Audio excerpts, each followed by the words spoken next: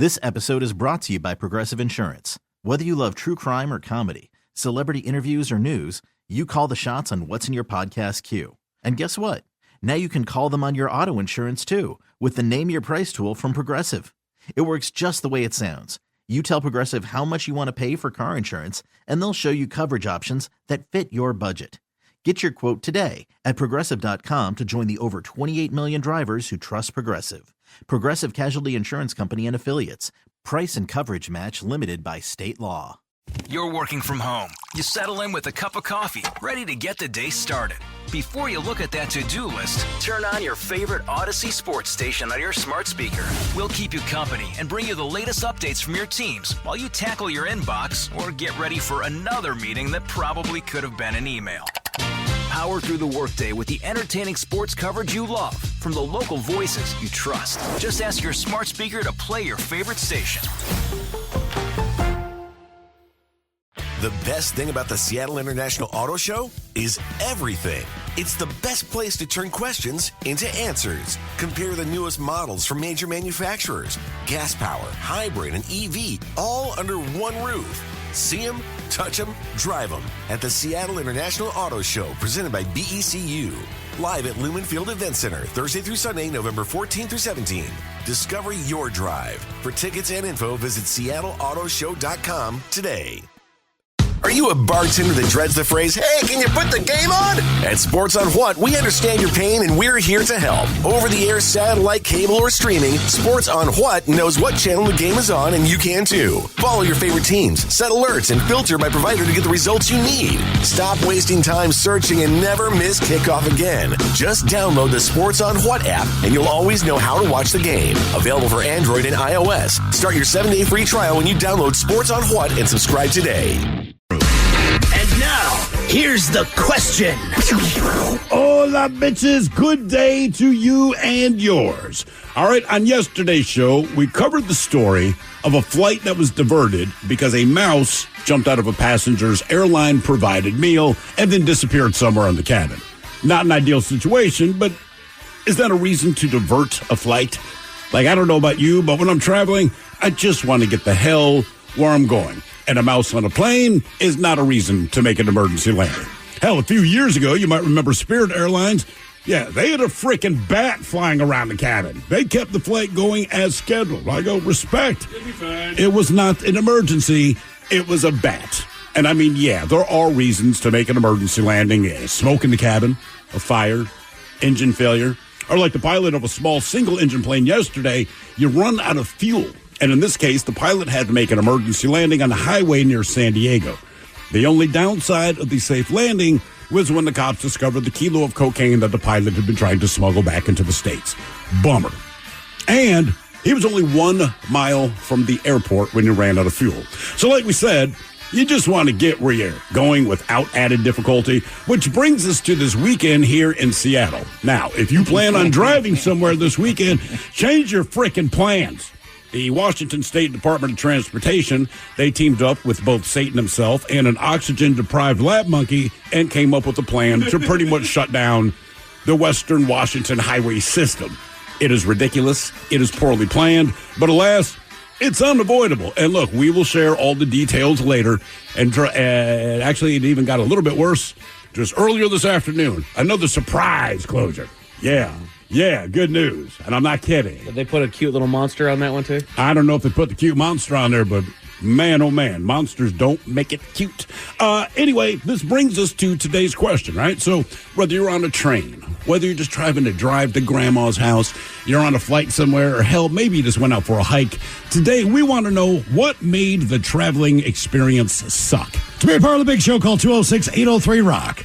Like the Men's Room on Facebook, follow us on Twitter and Instagram at Men's Room Live, and send your emails to the Men's Room at KISW.com. This episode is brought to you by Progressive Insurance. Whether you love true crime or comedy, celebrity interviews or news, you call the shots on what's in your podcast queue. And guess what? Now you can call them on your auto insurance too with the Name Your Price tool from Progressive. It works just the way it sounds. You tell Progressive how much you want to pay for car insurance, and they'll show you coverage options that fit your budget. Get your quote today at Progressive.com to join the over 28 million drivers who trust Progressive. Progressive Casualty Insurance Company and Affiliates. Price and coverage match limited by state law. You're working from home. You settle in with a cup of coffee, ready to get the day started. Before you look at that to-do list, turn on your favorite Odyssey sports station on your smart speaker. We'll keep you company and bring you the latest updates from your teams while you tackle your inbox or get ready for another meeting that probably could have been an email. Power through the workday with the entertaining sports coverage you love from the local voices you trust. Just ask your smart speaker to play your favorite station. With Miles and Thrill, 99.9 KISW. Oh, but y'all, away we go. Welcome to season 19, episode number 4189. What a large and a charged program we have for you today. Guaranteed future repeat, the exciting return of Ted versus the FCC. What a late night we had last night. My God, man. Coming up with some tongue twisters for Ted as we kind of round out the year, so to speak, on Ted versus the FCC. Getting close. Yeah, we sure are. Last week, I believe, was another successful win. Bit of a hot streak lately, I would say, man. We'll give it another shot today in Ted versus the FCC. Also, some updated locations on the Men's Room IPA from Black Raven Brewing.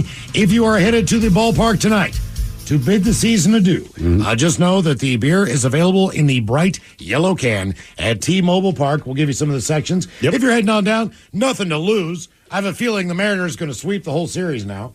Because why not? Based on what happened yesterday, but yeah. Who knows? Maybe the Oakland A's are like, screw it, we'll win out. That would actually be kind of fun. You know what? Everybody should just go. You know what? You're right. Drink beers, eat food, have fun. Because neither, like the A's don't care. No. Mariners don't care. The Mariners are done for the year, but we're not losing the team. Correct. So as far as the Oakland A's go, this is your last chance to watch the Oakland A's play baseball. Then there'll be the Sacramento A's, then the Las Vegas A's. I guess they got a minor league park in Sacramento, and they're playing there for the year. Vegas is what? They're still building the baseball stadium. They're still waiting to go. I don't know. Either way, I think it's supposed to be the 2026 season that the A's go to Vegas. I wonder why they picked Sacramento. Just based on proximity? Probably. Why would you? Look, we've been there. All right, based on money. What do you mean? Well, okay, look. I dropped the team in Montreal for 1 year. Mm-hmm. You trying to tell me that I'm not going to get better attendance in Sacramento, California? See what I'm saying? Portland, 1 year. I'm just saying more of a, not that Portland and Sacramento population-wise are close to being the same, but just one of the cities that they've been thinking about moving a team to. It's kind of like what happened with. Oh, right. It's kind of like what happened. Why New Orleans has a basketball team again, or why? Right. What or Oklahoma City for that matter. Yeah. Like they kind of give you a test run, and then if people pack the stands and go, okay, well maybe a team should be here. I just don't see them moving a Major League Baseball franchise to Sacramento. Well, they got to wait. That's the thing, right? They already made the deal to leave Oakland. Sacramento's right down the road. I just think it's a cost thing. I really do. Okay, all right. Yeah. But who knows? Yeah. Right. and even if you have fans, they'll still move the teams. It would be great, though, that is a good point. If the Sacramento A's won the World Series just that 1 year. That would Just out of actually be spite. fantastic. Yeah, just like the hell with it, man. We're leaving. Hey, here's your trophy. We're off to Vegas. You can't take your banners with you, nothing. You can leave them all there. They should pull a, 1918 White Sox. Make it to the World Series. Throw it. Oh, you make some money. Lord knows that owner screwed over the whole town and the team. Yeah, good point. Yeah. So you know some, what? Now cheating's fine. Updated locations of the Men's Room IPA from Black Raven Brewing coming up. Also, we will drink and toast in the weekend with a shot of the day that is Bad Choice Friday time. You know it's Bad Choice Friday. It's Bad Choice Friday. You know it's Bad Choice Friday. Hey, man, this is your fault. Jam on. And doing something a little bit different today on Bad Choice Friday. It is a mysterious dealer's choice, Bad Choice Friday. Here is how this is going down, all right? If you go to Twitter and follow us at Men's Room Live, the poll is up. Now, what we have done is this. Each one of us has picked a song that we would like to play coming up at 5 o'clock. It is not necessarily a bad song by any stretch of the imagination. Not necessarily a good song. It's the song that we want to play going into the weekend. What you will do is just go and vote for the one of the four members of the Men's Room radio program. We have each picked a song.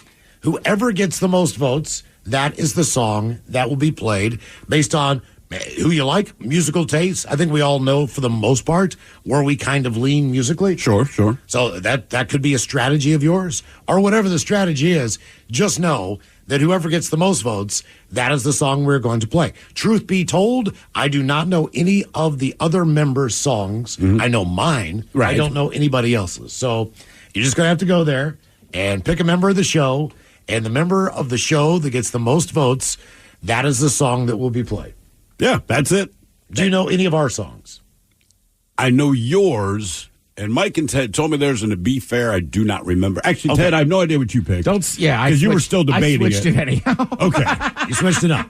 I'd rather hear this. So I know Mike's, I know yours, I know mine, Ted. I don't know yours. I know Miles's. All right. So what does it say on Twitter? A vote for one member of the show, and their song will play? Is that basically Miles, how it says, Bad Choice Friday, mystery dealer's choice. You pick the member of the men's room, and the winner plays a mystery song of their choosing. All right. That's perfect. Very simple. That's perfect. That's what's going on Why today don't we just do that every on a freaking Bad week? Choice Friday? Well, we'll see how this goes. Yeah, well, yeah. I mean, maybe I don't know what songs you guys picked, so this could be a horrible idea. But either way, we'll try to make it a little bit different and fun today. So, dealer's choice. Yeah. On Bad Choice Friday. But vote now. If you follow us on Twitter at Men's Room Live, we will keep you updated as far as the tally goes and who is winning the popular vote throughout the show. Sure. The tally. That's about as much as we can do because, again, don't know the songs. So the return of Ted versus the FCC, a mysterious Dealer's Choice, Bad Choice Friday. And today on the So Positive Friday, we're going to talk about travel. And as you have probably heard, this might be the worst weekend since we've been here, or the worst few days to travel, period. Now, Planned. Drive. yes. Now, I don't know if you guys are, it just seems like this. Traffic was fairly bad before the pandemic hit. The pandemic comes around, traffic, obviously not as bad as it was. I don't know what happened during the pandemic. It feels like 1 million more people moved in downtown. Because when we started going back to work, when the major, Amazons of the world sent their employees back to work Tuesday, Wednesday, Thursday. I know most of you don't travel in the city. Good for you. It sucks. Getting anywhere Tuesday, Wednesday, and Thursday when everyone comes back to work. It's today is believe it or not a blessing. To get downtown. Mondays and Fridays, because everyone takes a 3-day weekend. Right. There's nobody in this building right now. Just truth be told, Patrick the engineer is working. That's it. There is not one other That's only person. because he has to deal with a Wi-Fi issue. Yeah, I promise you, when he is done with that crap, He's doing some IT work. because he is not thrilled with it. He will be out of here. And, like where I live right now, so they've been working on the light rail for 8,000 years, and they opened the 2 northernmost stops fairly recently. But the stop closer to me still not open yet. So basically at the dead end of my driveway, you used to be able to make a left to get out of there, which is much more convenient for us. But you can't. And I have no idea why the road is still closed off. But then I just think they're not opening it. They finished construction on 2 houses directly behind my house. So while they were doing the light rail, they have all their crap kind of blocking the driveway and all this thing. Now they have finished construction on the houses. They have not finished the light rail, but because of the 145th Street exit, was that 179, 180, whatever. Either way, all of that gets diverted to my street now as well. So basically, even just when I leave work, take the express lanes, generally no problem. You get to about Northgate, and it always plugs up a little bit there. I get it. But it's ridiculous now because everyone who would normally take 145th gets diverted down to 130th, and it's just insane. But it's not equipped to handle that much traffic. And if you live in Ballard, I'm sorry, I don't know what they've been doing over the last 2 months. Every single street. I know I'm exaggerating. It seems like 60% of the roads in Ballard have been dug up. I don't know if they're doing underground work. It's always tough in Ballard. I don't know what I do not know what the deal is. Every single road is effed up in Ballard. They've got cones up. Same thing near us, man. They're building, because apartments replace everything, right? So my wife stopped at the grocery store earlier this week in the morning, right? Drops kids off at school, which was already problematic because of the way construction is. She got home. She is just pissed. And I'm like, what is up? And I cannot say word for word what she said, but she was explaining to me in very colorful metaphors about the construction across from the grocery store, but also they took up part of the grocery store parking lot to accommodate the construction vehicles, blah, blah. It is amazing to me. There are so many freaking orange cones in my neighborhood now. It does not matter what direction you go. Everything's like one. It just sucks. Right. They've been building an underground sewage tunnel from about Gasworks Park, Stoneway, all the way down to Leary on your way to Ballard and Fremont. Fremont has been so effed up traffic-wise, you cannot get anywhere. Yeah. You cannot. The roads just stop. I mean, if you're trying to get in the PI, it's closed. The roads are closed, and there's. I know the area, so I know how to finagle my way around it, but everyone else does too. But I mean, you're really going through residential neighborhoods. There's no easy way in and out of that area, period. No, there's not. So Anywhere right now.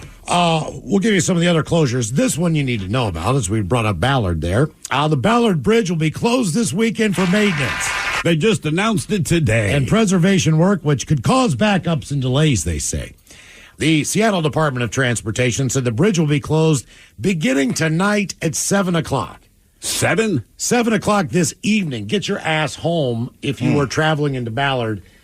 Please, way before 7. This is great timing because on a Friday night, nobody's trying to go out at 7 p.m. I'm sure everyone's home. No. They will open the bridge Monday morning at 5 o'clock.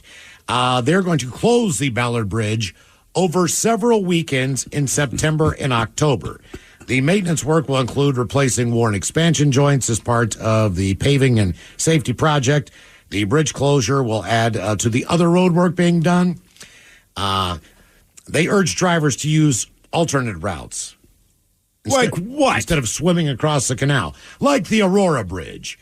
Ballard Bridge will remain open for pedestrians and bicyclists. So they'll keep the sidewalks open, but the bridge itself will be closed to automobile traffic. The bridge will be closed October 4th weekend, so the next weekend, from Friday through Monday morning. Also, the October 11th weekend, from Friday to Monday morning, and then the following weekend. So the bridge is going to be closed basically for about a month straight on the weekend only. Yeah. On the weekend only. That's the Ballard Bridge situation. All right. Now, The bridge is over. as far as the rest of it, the Washington State Department of Transportation is warning drivers of numerous substantial closures coming to Western Washington this weekend. And I do love listening to the radio. I flip around the dial and other radio stations say, these are the important closures that you need to know about it. And beware here. Let's just talk. This sucks. Just say it. This sucks. This is the stupidest crap ever. This sucks. It's how they report it. This is the suckiest suck that ever sucked. The closures could be a monster for drivers if they don't prepare and map out their weekend travels. How are you supposed to map crap out when everyone's being diverted different places? I guess get on the Waze app because people seem to update that. Guess. Maybe that's. Well, I think they're just saying, hey, maybe look up alternate routes because most people will forget and just get on the same damn highway. All right. Those traveling across Lake Washington on State Route 520, north on Interstate 405, south on SR 167, or on I-5 through Tacoma, 5 and Federal Way, plan ahead for substantial closures this weekend beginning tonight. The westbound 520 off-ramp to Montlake Boulevard. My God, they've been working on that for 8 5 million years. Yeah. And Lake Washington Boulevard will be closed nightly from 10 until 6 in the morning on Monday, September 23rd through Thursday, September the 26th. We're in the midst of that, so that's already over. Okay, thank God. The SR 520 floating bridge and the SR 520 trail will be closed in both directions between I-5 and 92nd Avenue. Oh, good, because no one uses that. It is the world's longest, widest floating bridge. It is. And with the least traffic this weekend. That closes tonight at 11. It'll be open 5 a.m. on Monday morning. They're working on lighting and the fire suppression system under the new Montlake lid, so to speak. I-5, both directions of I-5 between 18 and Federal Way and 54th Avenue East and Fife will close overnight and then Saturday nights as well. Northbound lanes will close by 10:30 tonight. The southbound lanes will close by 11 o'clock. Lanes will be opening at 7 a.m. on Saturday and fully open by 11 a.m. Now we go to 405. Will be closed from North South Point Drive, Sunset Boulevard Northeast. That starts tonight at 11. It ends Monday morning at 4 a.m. The following on and off ramps will also be closed. Sunset Boulevard Northeast, off of the ramp of northbound I-405, Northeast 30th Street, Northeast 44th Street, Lake Washington Boulevard Southeast on and off ramps, Cold Creek Parkway Southeast off ramp. They said that detour signs will guide people around these closures. Cool. Also, southbound SR 167 will be closed from SR 516 to South 277th Street in Kent from midnight tonight until 4 a.m. on Monday morning, affecting the SR 516 on-ramp and the South 277th Street off-ramp as well. Again, signed detours will guide people around the closures. Is like WashDOT threatening to go on strike or something? Like, oh, dude, we got to get it all done this. Like everything, every road project, we must do it at the same time on the same weekend. Who plans this, man? it's one department. Certainly you communicate with each other, right? Yeah. I mean, maybe they took into account that... what? That they hate people? I don't. Maybe the what, Seahawks aren't in town this weekend. Huskies are not. Huskies aren't here. I don't know. I mean, the Mariners... Aren't worth it. Yeah, but they planned this before yesterday's final games. I mean, they could be in... Well, part of that stuff was supposed to happen. Then there was a weekend it rained. It rained. I knew that with the Ballard Bridge. But I think at some point you just go, screw it. Just do it all at once. Everyone's going to hate us. Right? Let's just do it. Right? Because it's, I don't know. It's like a crappy chicken. What's first? The chicken or the egg, right? Like, do we stretch it out and kind of annoy you 3 weeks in a row, or just be like, screw it? Just, you know what? If you're going to F me, just F me. We're not going to annoy you. We're going to straight up piss you off. This weekend's going to suck. Ta-da. Enjoy. Yeah, exactly. Hey, there's good college football on tomorrow. That'd be a great day to sit at home and watch. But how do you close down I-5 in both directions? Both directions. Watch and you'll find out. That is going to be just an S show down there. Well, at least I mean, I'm leaving tonight to get out of town because everything's closing. I mean, I'm going through 5 at 6:30 in the morning to go play golf or whatever I'm doing on the weekend. The road's closed then. Right. I got to get my ass out of town now. You could not golf. No, hell no. Mike, don't be ridiculous. Mike, come on, dude, don't talk crazy. It's the only thing that keeps me from killing people, on. Mike. I'd be a serial killer if it wasn't for golf. Come on, man. You know better what than are you that. talking about? Mike, with these dumbass ideas. You know my weekends are all about chasing little white balls. How many weeks in a row is this, Miles? Chasing white balls? Yeah. I've been doing it for years. Are you going to play in South Africa? If he finds a course, I guarantee it. Maybe, if I find one that allows white people. Oh, they have them. Yeah, trust me. They got him. Oh, do they? What made the traveling experience suck? 206-803-ROCK. 0.9 KISW. The shenanigans continue. This is the men's room with Miles and Thrill. Our question, what made the traveling experience suck? 206-803-ROCK. Couple of quick texts here. Says, hola, I had to drive from Connecticut to Mississippi. I'm sorry. Then from Mississippi to Washington State with my daughter, 3 cats, and a cockatiel bird. Now, we had cats meowing. The bird was also meowing with the cats, and then barking. My bird was talkative. And then a second grader and my ex-husband. It was exhausting, but we did manage to have fun and make stops at cool places. Yeah, no thank you. Oh. And, Well, why not just drive west instead of going all the way to Mississippi? Well, I assume you had to stop there for some reason. Right? Correct. It's like when my mother-in-law... Because it's not on the way. Well, my mother-in-law books a flight here. She lives in Pennsylvania, all right? And she does it to save money, and it does not bother her. But we'll say, hey, man, when are you coming in? What are the dates? And she's like, okay, well, I'm going to go to the Philadelphia airport, and then I'm flying to Orlando. And already, I'm just like, Jesus Christ. I look at my wife. I'm like, this is so your mom. Then we go from Orlando to Dallas. Then we fly from Dallas to Chicago. Then we fly from Chicago to San Francisco, and then I make my connecting flight up to Seattle. And I was like, why? You could fly direct from Philadelphia to Seattle. Yeah, why? She goes, you know how much money I save? I'm like, is it worth the time? She's like, I'm retired. That doesn't matter. Oh, that's but great. Seriously, I mean, but even when she flies back, we'll drop her off at the airport, hey, good seeing you. Where are you flying to? Oh, well, this flies to Salt Lake City.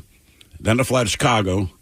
Then I fly to usually Charlotte, North Carolina, then up to Philly. And I'm like, it just shake my head. I'm like, you do what you do. Yeah. You save the money. It's just not worth it to me. Wow. That is, you know what? Wow. All the time. But I guess that is a good point. If you don't have to worry about how your time frame, any of that crap. Yeah, I guess I'd be more apt to be like, screw it, I'll take some layovers. Sure. Well, she's a very patient woman. The thing is, it's not like her layovers are like we land and I got 45 minutes. She's like, well, it's a 6-hour layover here. Oh my God! But she's like, I have a buck, and to her that is all she needs. It Okay. just blows. I'm like, all right. I can't say I would never travel like that intentionally. Maybe I have to retire and see what that's about. You might be able to drive and beat her home. I know, no kidding. It is unreal. Every flight. What made the traveling experience suck? 206-803-ROCK. Hello, Willie. Welcome to the men's room. Boo, yo, ladies. Boo! So, real quickly, side story. Did you guys know that Portland is contemplating and looking at building a Major League Baseball stadium down there? Okay, so I keep hearing that. But to me, if you're going to make that move, then you have to have some background deal already in action before you spend $400 million to build a stadium for a team you don't have. Sure. Yeah. Well, I guessed and assumed the same thing. I mean, there's got to be balls in motion. No pun. Maybe they can play in the pickle. They might be able to play in the pickle park, and just see are people going to show up. Well, I mean, that's like a high school stadium. Yeah, dude, Is it small? It's tiny. Okay. You could definitely, if you can't sell out the Pickle Park with a Major League Baseball team, then you I know. I don't think they call it the Pickle Park. I know they don't call it the Pickle Park, but I'm not sure the name. Boy, of it. you want to talk about a traffic nightmare as well? Portland. Yeah, Portland sucks. Oh my God.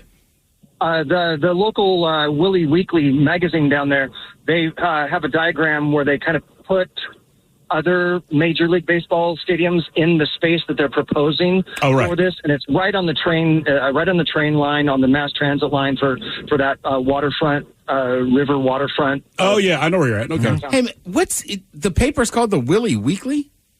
It's called the Willamette, but local the Willamette River. Right. All right. Ted and I just looked at each other, and Ted basically mouthed to me, "Do you want to ask? You want me to ask?" One of us has to. Yeah. So, so real quickly, I'll give up the air, but back on point. High school, me and a buddy of mine leaving Portland, going to the Columbia Gorge to George, see a show. On the way back, truck breaks down. This is when I still had my parents' AAA. All right. And it was on a weekend, Sunday afternoon or whatever, and there was nothing else to do except call for a tow. And AAA, I don't know, at least they used to, you get 100 miles per tow. So we had to be towed 100 miles, unhook, call another tow company because they weren't doing it for us. We had to then sit there in the parking lot until the next tow truck comes along, hooks us up, another 100 miles, another 100 miles, 400 miles. Oh my at a God! time. How long does that process take between each 100 miles? Right. So you get where you're going. You get 100 miles. They unhook your ass. You make another call. How long does it take for the next tow truck to even show up? Sometimes they were there waiting for us. Other time it might be an hour or two. Right. Now, do you ride in the truck with the tow truck driver? Yeah. We wanted to sit in the back, but that's not legal. They wouldn't let us do that. Yeah, they won't let you do that. Okay. But so while we were waiting, we'd go smoke a bowl around the back of the mechanic shop or whatever, and grab a soda and just wait. This is before cell phones. Nothing to do. Sit around and hope they show up. And we didn't get home and back into Portland till late. What was the? You ever realize how the, patient we were back in the day? 'Cause I'm just thinking, pre-cell phone, just mentally, you're like, look, we got to go to a payphone. We got to make this call. Yeah. And you just wait with the cell phone, like my patience is gone. You want immediate gratification. So do you think you could deal with that again? No, I don't. Honestly, I'd probably lose my mind. Exactly. Uber tow truck or something. What was the show? I've been sitting here and trying to think about it. I think it was REM. All right, at the Gorge. Okay. All right, back at that time, if it's pre-cell phone, then yeah. I'm just saying, if cell phones existed, I'd have made fun of you. But yeah, pre-cell phone. I can't imagine. I just don't. Back to your mother-in-law. If I'm leaving to come home, there's a reason I need to come home, because we need to get our asses back in here. Yeah. So if anything like that were to happen, I mean, we would just need to take a day off, because typically you do. I mean, there's nothing you can do. I'm leaving town next week, and I'm coming back Sunday. Now, if anything happens when I'm trying to come back on Sunday, there's nothing I can do about it. Right. I'm just kind of screwed. But the anxiety of trying to get back and trying to make things work, whatever that is, if you're stuck in an airport, car breaks down, that's the stuff that drives me nuts. It does drive me nuts. Because you're really trying to pull it off. I mean, I will say, for me, look, if you have to miss a day at work, it sucks, but you can deal with it. My thing now is just with the kids. Because you're like, there is I can't just call them and say, hey, man, me and your mom aren't going to be home, so you know where the food is, figure it out. That's the worst part. It's like, crap, man, we have to get back for this. But we have had some flight delays where we're like, guys, we're not going to get home in time for you to get back to school on Monday. And they basically stand up and cheer. I mean, like, that's the greatest news that they can ever hear. It's like, but how long is the flight delayed? I'm like, man, we're going to get in at like 6:30 in the morning. We didn't plan. They're like, all right, no, don't worry about it. It's good. And they're the best behaved kids in the airport at that point. Yeah. It's just like, yeah, good for you. I was talking about riding in a tow truck, man. When we were in Delaware, not this summer, but 2, 3, 4 summers ago, whatever. We rented a car, the Jeep Patriot. All right. And it was driving fine. We are now on the way to Delaware. We're in Delaware, but we are on our way to the beach. And that drive kind of sucks just based on traffic, because it goes down to like a 2-lane highway with traffic lights. And if you're in Delaware, you always tell this story, but like, it's Saturday morning too, right? Oh yeah. So people got to imagine the crush of people everyone is headed to the beach. Right. And there's bigger highways, but this part of the story is that it's like a 2-lane road with lights. And there's nothing you can do. Yeah. There's just nothing you can do. But it's fine. So we're trucking along, and we'd all driven from the in-laws' house and packed up all this food, all this crap. Anyway, the car just stops working. Like, it just stops. We're driving. The car stops working. We got to pull over to the shoulder of the road, and then there's a steep, edge right off the shoulder, so there's nowhere to really stand. And then traffic on the East Coast. Like, these people drive real fast. So the kids are in the car. Keep in mind, now there's no air conditioning. It is about 95 degrees outside. The humidity is through the roof. So I get out of the car because I just need to express my frustration to the sky, essentially. So I just cuss my face off, just screaming outside, just to get it out of my system. Walk back to the car. The kids have that look on their face that says, we know what's wrong. So my son, he was like, Dad, are you okay? I just looked at it and said, I stubbed my toe. They both knew I was lying, but they knew, let's net up conversation. Then their hair's getting all frizzy, and they're just covered in sweat. Cause then we have to call her parents, who were ahead of us, so they had to turn around, come back. They grab the kids. They go off to the beach house. Meanwhile, my wife and I, we have to wait for the tow truck. Now, here's the thing about Enterprise Rent-A-Car. They'll come and pick you up. Bull-ass. No, they will not. So we had rented the car from Enterprise, and where we are on the highway, we can see a sign for Enterprise Rent-A-Car. It's maybe half a mile away, but it's just across the freeway. There's no way for us. So we call them. We tell them where we're at. We're like, we are looking at your sign right now. Can you just pick our ass up so we can get a different vehicle and get to the beach? They're like, yeah, we can't do that. Like, you have got to be kidding me. Now, we also have AAA. So we finally called this tow truck driver. And keep in mind, by the time the tow truck shows up, we've been out there for 3 hours. Oh, my God. And we are hot and sweaty, and I don't care who you are. When you're just stuck in one place on the side of a freeway, and it's that hot, like, you're in a bad mood. Oh, yeah. You can win the Powerball. You're like, cool, I won $100 million. I'm still in a bad mood because I am hot and I'm standing on asphalt. So this tow truck shows up. I cannot explain the size of this driver, but, like, his belly was massive. Anyway, he gets out, and he's like, oh, you guys called? Okay. My friends call me Slim. I said, your friends are goddamn liars. He actually laughed about that. He had to lift his belly over the truck when he was walking back to he hooks up our car. We get in the truck with this Suspenders? guy. He did have suspenders. A belt ain't going to cut the it. Big, right? thick one. He is that guy, right? But big, Philly-looking guy, right? So we get in the truck.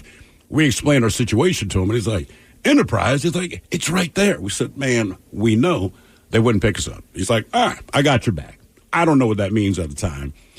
We finally get over to Enterprise. We pull in, and he drives in through the exit-only side. Stops the truck, gets out. We go in, and we start talking to the guy back there. And one of the other employees runs outside. They look at the tow truck driver. It's like, hey, man, that's our exit. There's like 3 people trying to get out. He's like, you can't block the exit. He said, you wouldn't pick this nice couple up? He said, until you get them another vehicle, it's staying right here. Oh, and nice. Sure enough, Wow. He wouldn't budge, man. So naturally, they get us a car within 2 minutes. I mean, it was like the fastest you've ever done anything. So I want to get this guy the hell out of the exit. He gets out of the way. I walk up to him. I'm like, hey, man, thanks, man. You didn't need to do that. He's like, nah, man, they're a-holes. F that, blah, blah, blah. And I'm like, well, thanks again. He's go, well, hang on 1 second, man. And he hands me this little card. If you could just fill out the survey here, let them know. Oh, yeah. No problem. I'm like, oh, yeah, you're going to get a 5-star review, my brother. What made the traveling experience suck? 206-803-ROCK. Hello, Christian. Welcome to the men's room. Hola. Hola. How's it? Experience sucked. Me and the wife got married. We're coming home from the honeymoon. We already spent 6 hours traveling. We had we landed in Texas to go come up here in Washington. And there's this guy that gets on the plane with us. He's in front of us. I don't know if he's detoxing, he's hungover, or what. But we get on the runway, and this dude is throwing up in his throw-up bag. Oh. And then, not only that, I don't know whoever was with him, they started doing it too. Were they throwing up because he was throwing up, or do you think they were both on the same thing? I've had to have been the same thing. I wasn't trying to investigate too much into it. The lady next to me and my wife gets up, leaves. Anyways, we were on one of those, I think, 777s where the bathroom's in the center of the plane, too. Yeah. Never do that. And we're right next to it. I'm thinking this is convenient and as all heck until I realize this. This guy is now going to the bathroom, and he diarrheaed himself once we took off. Oh, no. The second he opens that door, it was the most horrendous smell ever. I have a sister that went through detox and all that stuff, and I've smelt the horrendous stuff that they do. So you're fairly confident that was what was going on based on prior experience. Oh yeah, it was horrible. And then the next thing I know, I get the girl that was next to him going, "Hey, do you have an extra puke bag?" Jeez. And I'm like, "What is going on? Like, what? Why? I just want to get home." And yeah, so it proceeded to be that way for the entirety of that 4-hour flight from Texas to home. I was going to say, how many times did he go into the bathroom? Let's see. I want to say at least 10 times. And was it the same kind of stink hit every time he walked out? Oh yeah. And it was like all the lights are off, so that light opens up, so we're blinded. We're all thinking we're being all cute with one another, and every time that door opens, it's like death. And it was just like, and you could just see the guy, he's just sitting there breathing heavy, sweating. And I'm like, why'd you even get on the plane? Yeah. How were the attendants with him? As far as were they trying to take care of him, or were they just like, he's too far gone? Well, the one attendant thought he was with me, and I'm like, I got nothing to do with that. Oh no! She came up to me. She goes, "What's wrong with your friend?" I'm like, "He's not my friend, and I would like to know too," type of thing. And they were trying to get him almost like, because we were still on the runway when it first happened. And, you're not supposed to get up, and he's already running to the bathroom. And so they were trying to see if they needed to delay the flight, which had already been delayed 3 hours. Oh, God. And it was just like, and he just proceeded to do that for the entirety of the flight. And then, yeah, it was... All right, Christian. I got complimentary drinks out of it, but that's about it. You did get complimentary nice. drinks. Right. Well, and you could fart anytime you wanted to. And no one thinks it's you. It's this guy. Oh, very true. Yeah. Yeah, I mean, you got to take the positive. So I'd be like, I need to let one rip. If I gotta smell that, man, I always feel bad. Like, I don't poop much on a plane, but when I do, that means it's very bad, right? It's like you said, you don't want to play an away game and certainly take a poop in an airplane bathroom. But I was saying, you take a poop, it is what it is. And I always hate it. You open the door and there is someone just standing there waiting to go in. And it's like, I know now for the rest of the flight, they're going to be mumbling horrible things about me until we land. I still courtesy flush on a plane. I know I could get my boy sucked down in there, but I was going to say, man, I still give it a flush. Do you remember that lady years ago? I don't know if I have or not because of the fear. I think I might kind of stand up and flush. If you're going to courtesy flush, get your ass off of the seat. There was a woman years ago, and she was a bigger carriage, but she basically made a vacuum seal around the top of the seat. And when she basically courtesy flushed, it sucked half of her crap out. She survived, right. But I mean, kind of turned the sock inside out. So but after hearing that, I'm like, man, oh man. Yeah, I think the only time it's rare that you got to poop on the airplane. Yeah, but it's either got to be a super long flight, or when I went down for the national title game. I mean, I had to board a flight at 6 a.m. So I mean, it's just run through the airport, get on the flight, and within, I don't know, as soon as you get in the air, it's like, oh, I gotta do this. Yeah. What made the traveling experience suck? 206-803-ROCK. Hello, Israel. Welcome to the men's room. Hey, guys. How you doing? Hola. Doing well, man. Positive Friday. Hell yeah. Yeah, that's true. So I was driving from Linwood to Murray, Kentucky for my first dive job, just graduating dive school. And that's where they send you, huh? Murray, Kentucky. What are you diving the Ohio River? What? Yeah, all those rivers right there is where this company did all their stuff. All the tugboats up and down there, okay. They break loose a lot, and so they get beached or they suck something up in their wheel, and you got to go down there and burn it out and all kinds of crazy stuff. Okay. So I'm driving out that way, and I get into the wonderful state of South Dakota, and they decided that they were going to put their highway going both ways, east and west, were one lane only. Oh, no. And so I'm trying, and I'm on a deadline to get to show up at this company to start my job, right? And I have almost no cell service. I'm stopping every chance I get to try and call and be like, hey, I'm running late. Here's the deal. And I am just sweating bullets because I don't know what I'm going to do. I need this job. Yeah. Thankfully, I finally got a hold of one of them from the only gas station that I found that actually had a payphone still. And I happened to get some change, called them up. They were like, we totally get it. No problem. Get here when you get here. Just be safe. Kyle, thank God for that. How long did it take you to get there? Yeah, well, it was supposed to take me like 16 hours. It ended up taking me about 32 or something like that. Nope. See, bad mood. Yeah. That's not that 32 hours is the worst, but if I have to spend twice as much time doing something as I projected, I'm pissed. What'd you think about living in Kentucky for a few weeks there? Oh, I liked it. I'm originally from the Midwest, so, hot, humid. Everything that can hurt you is in the Midwest, like poison spiders and stuff. I was like, cool, I'm back home. Giant bugs. Yeah, I'll tell you what, man, some of the most underrated barbecue I believe that I've ever had was in Kentucky. I can believe that. They just have a different style. They have a Covington-style barbecue, which is more of a thinner vinegar-based tomato sauce. Yeah, that's what I was... Kind of more of a mop sauce. That's what I was saying yesterday when we were during meat and potatoes. Like, there's the 4, main sections, but there's so many subsections now. Yeah. And look...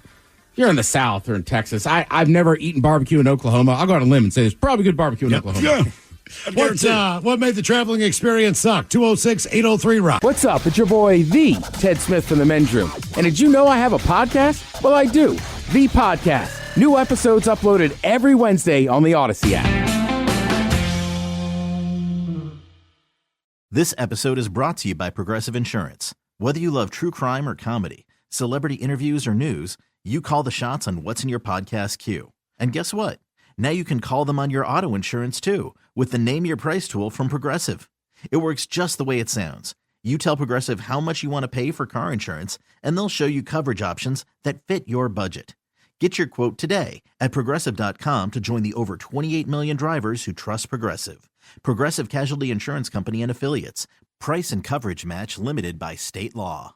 You're working from home. You settle in with a cup of coffee, ready to get the day started. Before you look at that to-do list, turn on your favorite Odyssey sports station on your smart speaker. We'll keep you company and bring you the latest updates from your teams while you tackle your inbox or get ready for another meeting that probably could have been an email. Power through the workday with the entertaining sports coverage you love from the local voices you trust. Just ask your smart speaker to play your favorite station. This episode is brought to you by Progressive Insurance. Whether you love true crime or comedy, celebrity interviews or news, you call the shots on what's in your podcast queue. And guess what? Now you can call them on your auto insurance too with the Name Your Price tool from Progressive. It works just the way it sounds. You tell Progressive how much you want to pay for car insurance, and they'll show you coverage options that fit your budget. Get your quote today at Progressive.com to join the over 28 million drivers who trust Progressive. Progressive Casualty Insurance Company and Affiliates. Price and coverage match limited by state law. You're working from home. You settle in with a cup of coffee, ready to get the day started.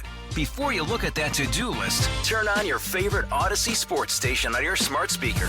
We'll keep you company and bring you the latest updates from your teams while you tackle your inbox or get ready for another meeting that probably could have been an email. Power through the workday with the entertaining sports coverage you love from the local voices you trust. Just ask your smart speaker to play your favorite station.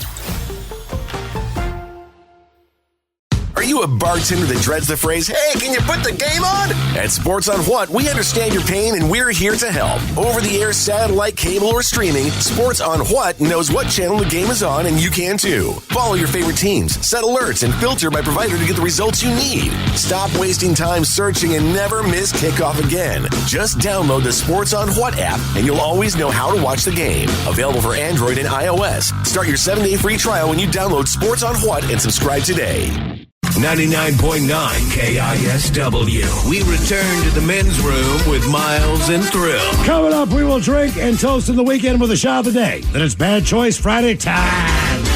You know it's Bad Choice Friday. It's Bad Choice Friday. You know it's Bad Choice Friday. Hey, man, this is your fault. Stand by. on. Hey, today it's a Dealer's Choice, Bad Choice Friday. If you follow us on Twitter at Men's Room Live, you will see all our names that are up there. Vote for one of your favorite members of the Men's Room show, or based on musical, maybe similarities, so to speak, would you think one of us would want to play? We all picked a tune. Correct. And when you vote, whoever gets the most votes, we will play that person's song coming up after we drink and toast with the shout of the day. Now, Ted, you have an eye on the voting. I do. How are we doing right now as far as the voting is concerned? It's actually pretty close. Is it really? Who's in the lead? Thrill is currently. Okay. Because people have good taste, and they know I do, too. It's just that simple. All right. So vote for your favorite member. Ted, you look whatever. convinced that that's true. Yeah. Well, I was going to say also, it's the one that runs the Twitter. Anybody that says I'm voting for anybody else, I just say boo. You suck. Yeah. Okay. So vote for a member of the Men's Room program, and whatever song that each of us have picked, that is the song we are going to play at 5 o'clock, which will be a surprise to us, too, as we do not know the other songs that the members have picked. So mine is not in my normal ones I would pick. But I don't. You like rap. You like country. You like everything. You like rock. I'm just like, it could be any freaking thing with you. I don't know. Yeah. Mm-hmm. Yeah. What with an American classic? I think it's going to be like dance stuff. Yeah. You said an American classic. Yeah.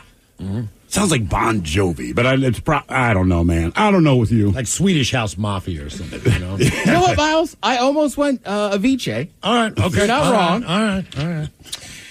Our question today, what made the traveling experience suck? This one sure did suck. Hippos, they say, are seeing somewhat of a popularity boost lately thanks to internet star Moo Ding. Because Moo Ding is a baby hippo. Yeah. But one she hasn't British killed tourist anybody yet. will probably be fine if he doesn't see one for a while. The BBC reports on a trip to southern Africa.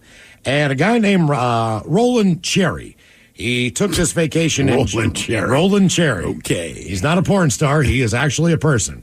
He took this trip in June with his wife that included a guided canoe safari on Zambia's Kafu River. The couple were floating down the waterway when a hippo slammed into their vessel, much like a car crash, according to Cherry. That's when the canoe reared up in the air, tossing both Cherry and his wife into the water. Now, Shirley Cherry. That's her name. Shirley Cherry. Roland Cherry and Shirley Cherry. Come on. Shirley Cherry somehow managed to get to shore, but her husband's shoulder had dislocated, making it hard for him to swim with just one functional arm. As the hippo snatched him, then drug him under the water. Roland Cherry thought to himself, oh no, what a way to go. I'm sure that's exactly how it was in his head. I'm not ready to die. He managed to briefly escape, but the hippo was not done. I was grabbed again and thrown through the air like a rag doll, adding that the final hurl put him closer to the people on a nearby boat, who ended up being able to pull him to safety. The BBC notes that Cherry found out later hippo had a young calf, so the mom was protecting her calf. In addition to a dislocated... It's a hippo. It's a hippo. She was just being a hippo. Mm-hmm. She happened to have a young calf. In addition to the dislocated shoulder, Cherry was also hurt on his thigh. He suffered a 10-inch wound on his abdomen. A lucky break, considering nurses at the hospital he was taken to told him they'd never met a survivor of a hippo attack before. The couple are now raising money for the hospital as thanks for tending to him. They've given me a second chance at life. I need to give it back. He's hoping to raise more than $25,000 so that the hospital can buy new medical equipment, per The Guardian. As for his newfound nemesis, Cherry tells the BBC, I don't hate hippos, despite one attacking me. All right, let me ask you this, Miles. Now, I know toward the end of the year, you plan on visiting your daughter over there in Africa, and one of the things that you plan on doing, you even said yesterday, it's like a once-in-a-lifetime opportunity, actually go on safari. Mm-hmm. Yeah, I'm going to do that. Okay, now, you explained some details about safari that are very, very, very important to follow. And a safari is a safari, but let me ask you this. If your daughter says, all right, we also have the opportunity to do a canoe. No. Okay, that's what I was going to ask. No. Because of the hippos specifically. No, not even that. The crocodiles. So you're going to go on the safari, but you will not do, if they said... No. No. Are you kidding me? Like 2 miles. No. I would not swim in fresh water in Florida. No, not you're in a canoe. I'm with Miles. No, I do safari. Hey, I'm not getting in a canoe. Things are bigger in Africa. I mean, look. Yeah. I mean, Florida is Florida, and Florida's got some dangerous stuff. I would never swim in fresh water there. Nope.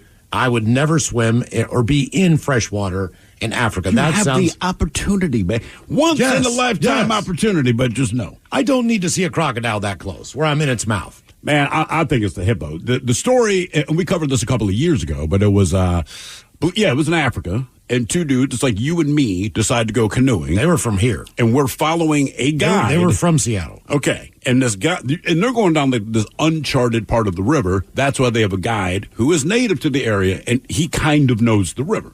They do not, but like anything, just follow me. I'll get you there safely. So just imagine this. You're in your canoe with your once-in-a-lifetime experience, and then your guy, was it a hippo or was it a crocodile? Crocodile breached out of the water and basically took him in a second. His ass, and he's gone. It breached the vessel. So they did not tip over. It picked him out, went over the top with him, and he was gone. He's gone. And the crocodile never came back up to the surface or the guy. Because he's got a meal. He took him to the bottom. I mean, he was gone in a second. So now, here you are. But you witnessed this. You witnessed this. You're in uncharted African river. What's next? This is why I don't want to go on the water in Africa. That is the story that keeps me out of a kayak, out of a canoe, out of a small boat. You've seen the boats that they have that are motorized with a big old Johnson outboard. Yeah. And a hippo. You a hippo and your Johnson. And a hippo comes flying up out of the water and starts swimming and chasing a motorized boat.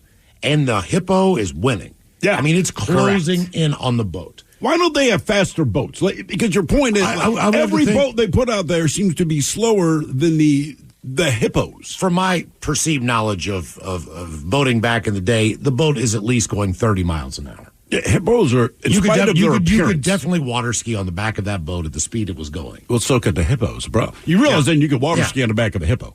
You could. Okay. All right. Another question for you. You know they don't even swim.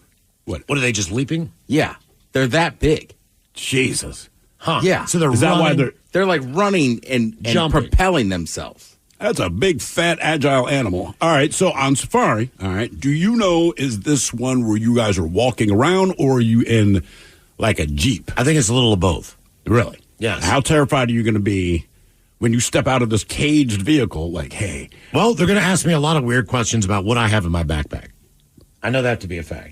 What do they think you might have in your backpack? Like, well, no, I'm going to bring like a laser pointer in case a lion tries to attack me. Yeah, so of course. I can just do that thing, you know what I mean? And I have some salami. I might have some catnip that looks like weed. I don't know. It depends on what's out there. I've got to figure it out.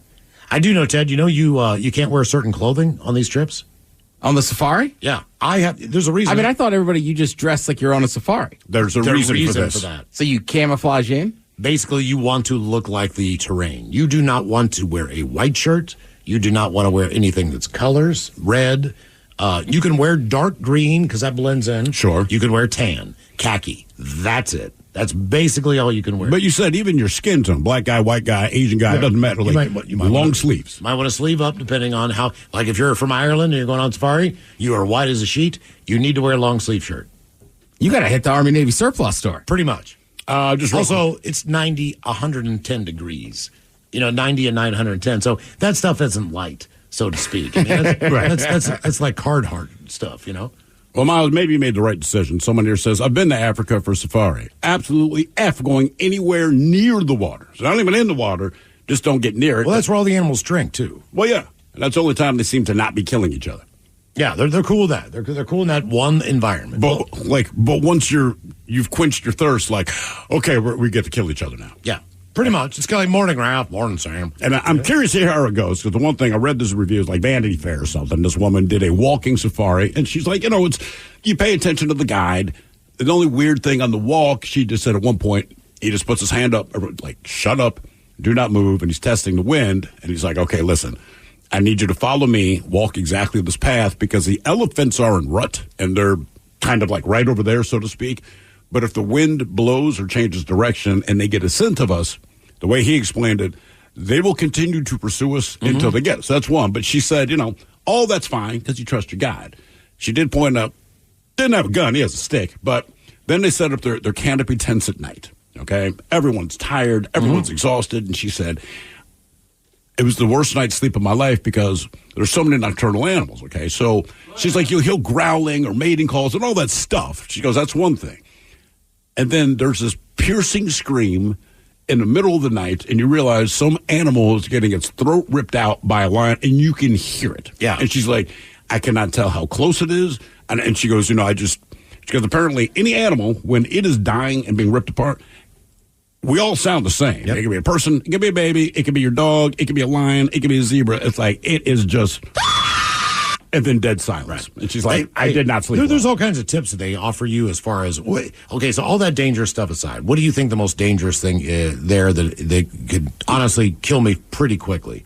Quickly? I mean, mosquitoes? Mosquitoes, number one. Okay. So they say with Westerners, all right, especially because of our diets, all right, they recommend you going to a sauna or sweating out before you even get on the plane. For real. You're going to sweat when you get there. But all of the food that we eat, you're not supposed to drink a lot of alcohol because of all these things that attract. Are you going to follow that? I mean, I'm going to do what I can. But I got to take the malaria medication on like 2 or 3 days before I leave, and then the entire time I'm there. But the mosquito, there's bugs everywhere. Yeah. There's bugs everywhere. Like the flies that bite, and that's another thing. The colors attract bugs. Jeez. So there's a fly down there that'll take a huge chunk out of you, and it's attracted to the colors of your clothing. So you need to make sure it's not except tan. I mean, it's almost like you're on guard. I mean, no matter what you do, you're looking over your shoulder. You having any second thoughts about this? Absolutely. Okay. I mean, yeah. If she wasn't there, do you think I would fly down there for a week? Do mosquitoes usually bite you? Yes. Oh, see, with Steve, they don't like it. Correct. Like when Steve's house was needed to be fumigated because of all the fleas from those 2 cats. Those fleas ate me and you. They did not eat Steve. No. That's why he didn't care. Yeah, it didn't bother. They don't do anything. Because they didn't get on him. But as soon as we walk in the door... Why do you think that is? Look, I don't want to be bitten by bugs because no one seems to enjoy... Like, bees will sting the piss out of me. You don't taste good. I clearly do not. There's all this science behind why mosquitoes like some people more than others. Because I love my wife. Love her. She's the most delicious thing so, I mean, in nature. when you said that, that's what would scare me. Because do you get attacked by mosquitoes? Oh, if there's one around, it's like it finds me. Yeah. What made the traveling experience suck? 206-803-ROCK. Hello, Josh. Welcome to the men's room. Hola. Hola. What's up, guys? All right, Josh. I'm doing all right. So my story is basically my girlfriend and I planned a trip to go to Vegas. And this was, we planned it right around the end of 2019. So it was right before COVID was really starting to ramp up. We took our trip at the end of February. And to avoid traffic, we didn't want to go down I-5. So we took Highway 26 around Mount Hood. Got caught in a blizzard, and it was like 2.5, 3 feet of snow. We were driving through all this snow and couldn't see more than a foot in front of your face.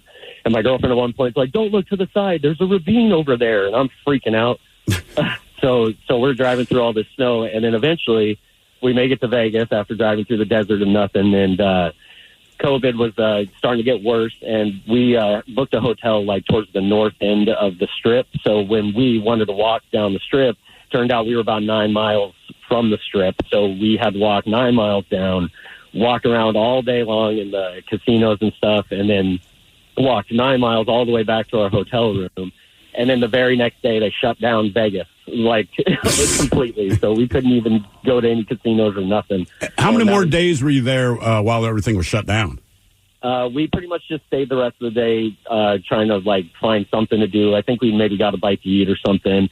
And then eventually we just kind of packed up and we're like, we're not going to stay because there's nothing to do. So then we just took off, and we were going to go see the Grand Canyon and make our way up north to Mount Rushmore and stuff. But then there was another snowstorm that hit down there. So that completely rerouted our trip. And then we had to drive to the west to get back up here to Washington. And so we took the Pacific Coast Highway and drove up that way. But it was a whole thing, man. Very first time going there. Vegas. I mean, that sucks. With your first time. Yeah, everything about that. Speaking of Vegas shutting down, I'm good for 3 days. Is about my limit. I think that is tops. Yes. And went down there with family, kids, the whole deal. New Year's Eve, we went down there to watch some shows, and then there was a huge ice storm in Seattle. So it wasn't that flights weren't leaving Vegas. It was the fact that flights were not being allowed back into SeaTac and up into Everett, which is, I believe, where we flew out of. Okay. To go to Vegas. You couldn't fly back in town because we were looking for, could we fly into Portland? Where can we, how do we pull this off? But it was a whole deal across the entire area. The day after New Year's Day, all right, we're supposed to fly back on New Year's Day. Vegas is still active. There's still stuff going on that day.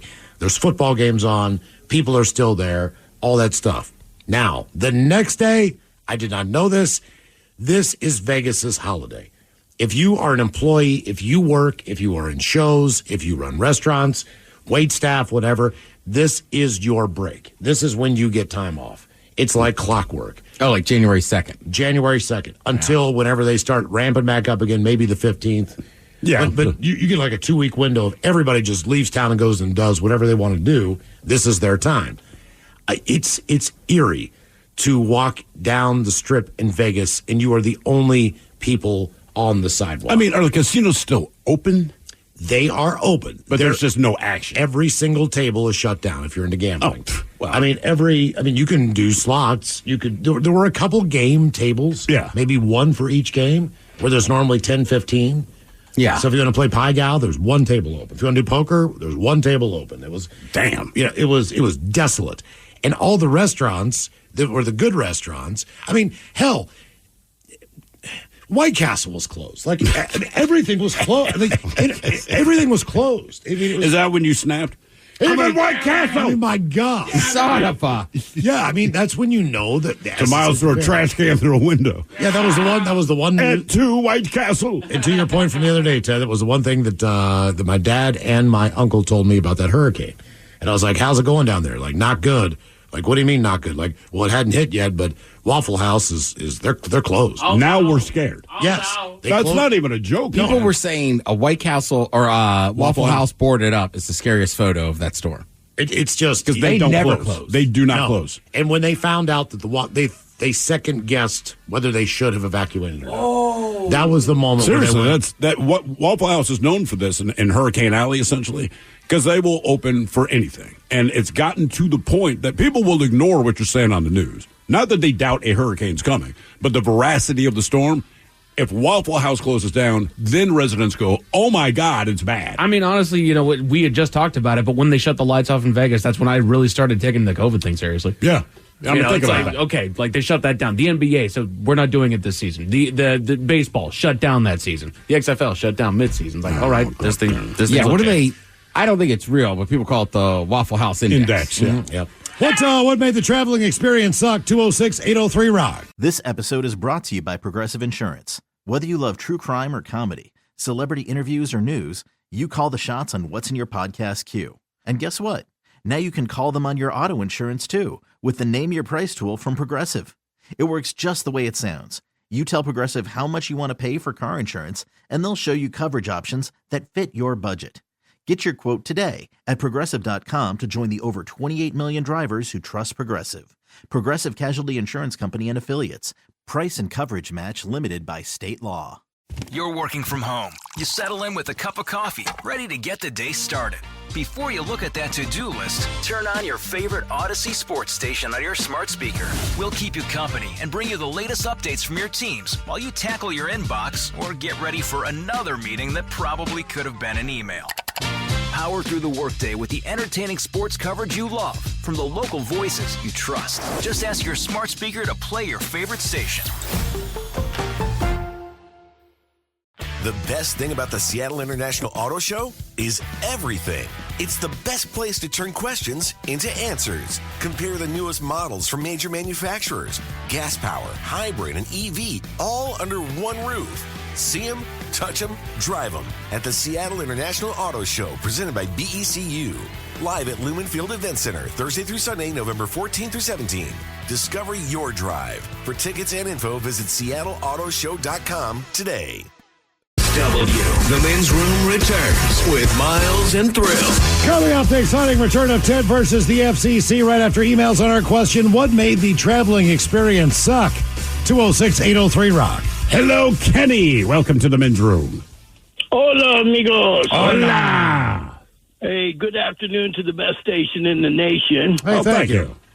Hey, also, I got to give a shout out to Steve Miggs, whose perseverance, resilience, and strength showed this morning. He's a class act. Yeah, it absolutely did, man. Yeah, I talked to him for a couple of minutes after the show today, and he said, look, two things. One, I found out an hour before the show, and I made the decision to do the show just to put some humor and lightness in my life, but also on behalf of him, to anyone listening, if you texted in this morning, you have no idea how deeply appreciated it was. And you know what? He was doing okay when he walked out of here. But like anything else, man, and this is not on that level, but true to a lot of things. It seems for a lot of people, for myself included, and obviously for Steve, when you're going through the worst things, sometimes the best thing you can do is just go to work, take your mind off of it for a little bit. Yeah. Because when you get back home, it's going to be there.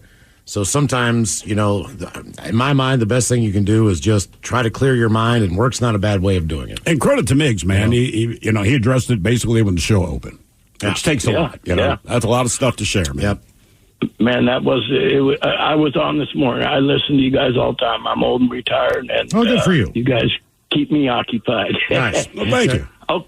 Okay, so real quick, here's the story. Wife and I went to Vegas 20 years ago. And 4 nights, right? And we do the little bit of gambling early in the afternoon. By 7, it's time to eat. And here's where I learned one of life's hard lessons. I ordered the captain's plate. And when you go to Vegas, a desert, you don't order seafood. Dudes, I spent by 2 in the morning, we ate about 8. By 2 in the morning, I'm on the toilet. Stuff is running south. I got a bucket in my hand. Stuff's running north. For 3 days this went on. I got dehydrated. So dehydrated. The guy had to pour me into the cab to get to the plane back. I'm laying on the airport floor till finally they got a wheelchaired me in the plane. And yeah, this was just pretty. My wife still loves that trip. And then it was kind of a bumpy flight back, so I'm kind of dry heaving because there's nothing in me. I haven't eaten for 2 days. And dude behind me ends up ralphing, and it was ugly, guys. Yeah. That flight back from Vegas, one way or another, is always it's never good. Yeah, food poisoning just adds but on. not with that on top of it. Oh man, one of life's hard lessons. So, guys. Did you get the seafood on day 1, night 1? Night 1 at 8 o'clock, and by 2 in the morning, it was over. The whole trip. Done. Yeah, man. Did your wife not stay by your side, but did she kind of hang out and check in on you, or was she like, "Look, bro, there's nothing I can do. I'm going on."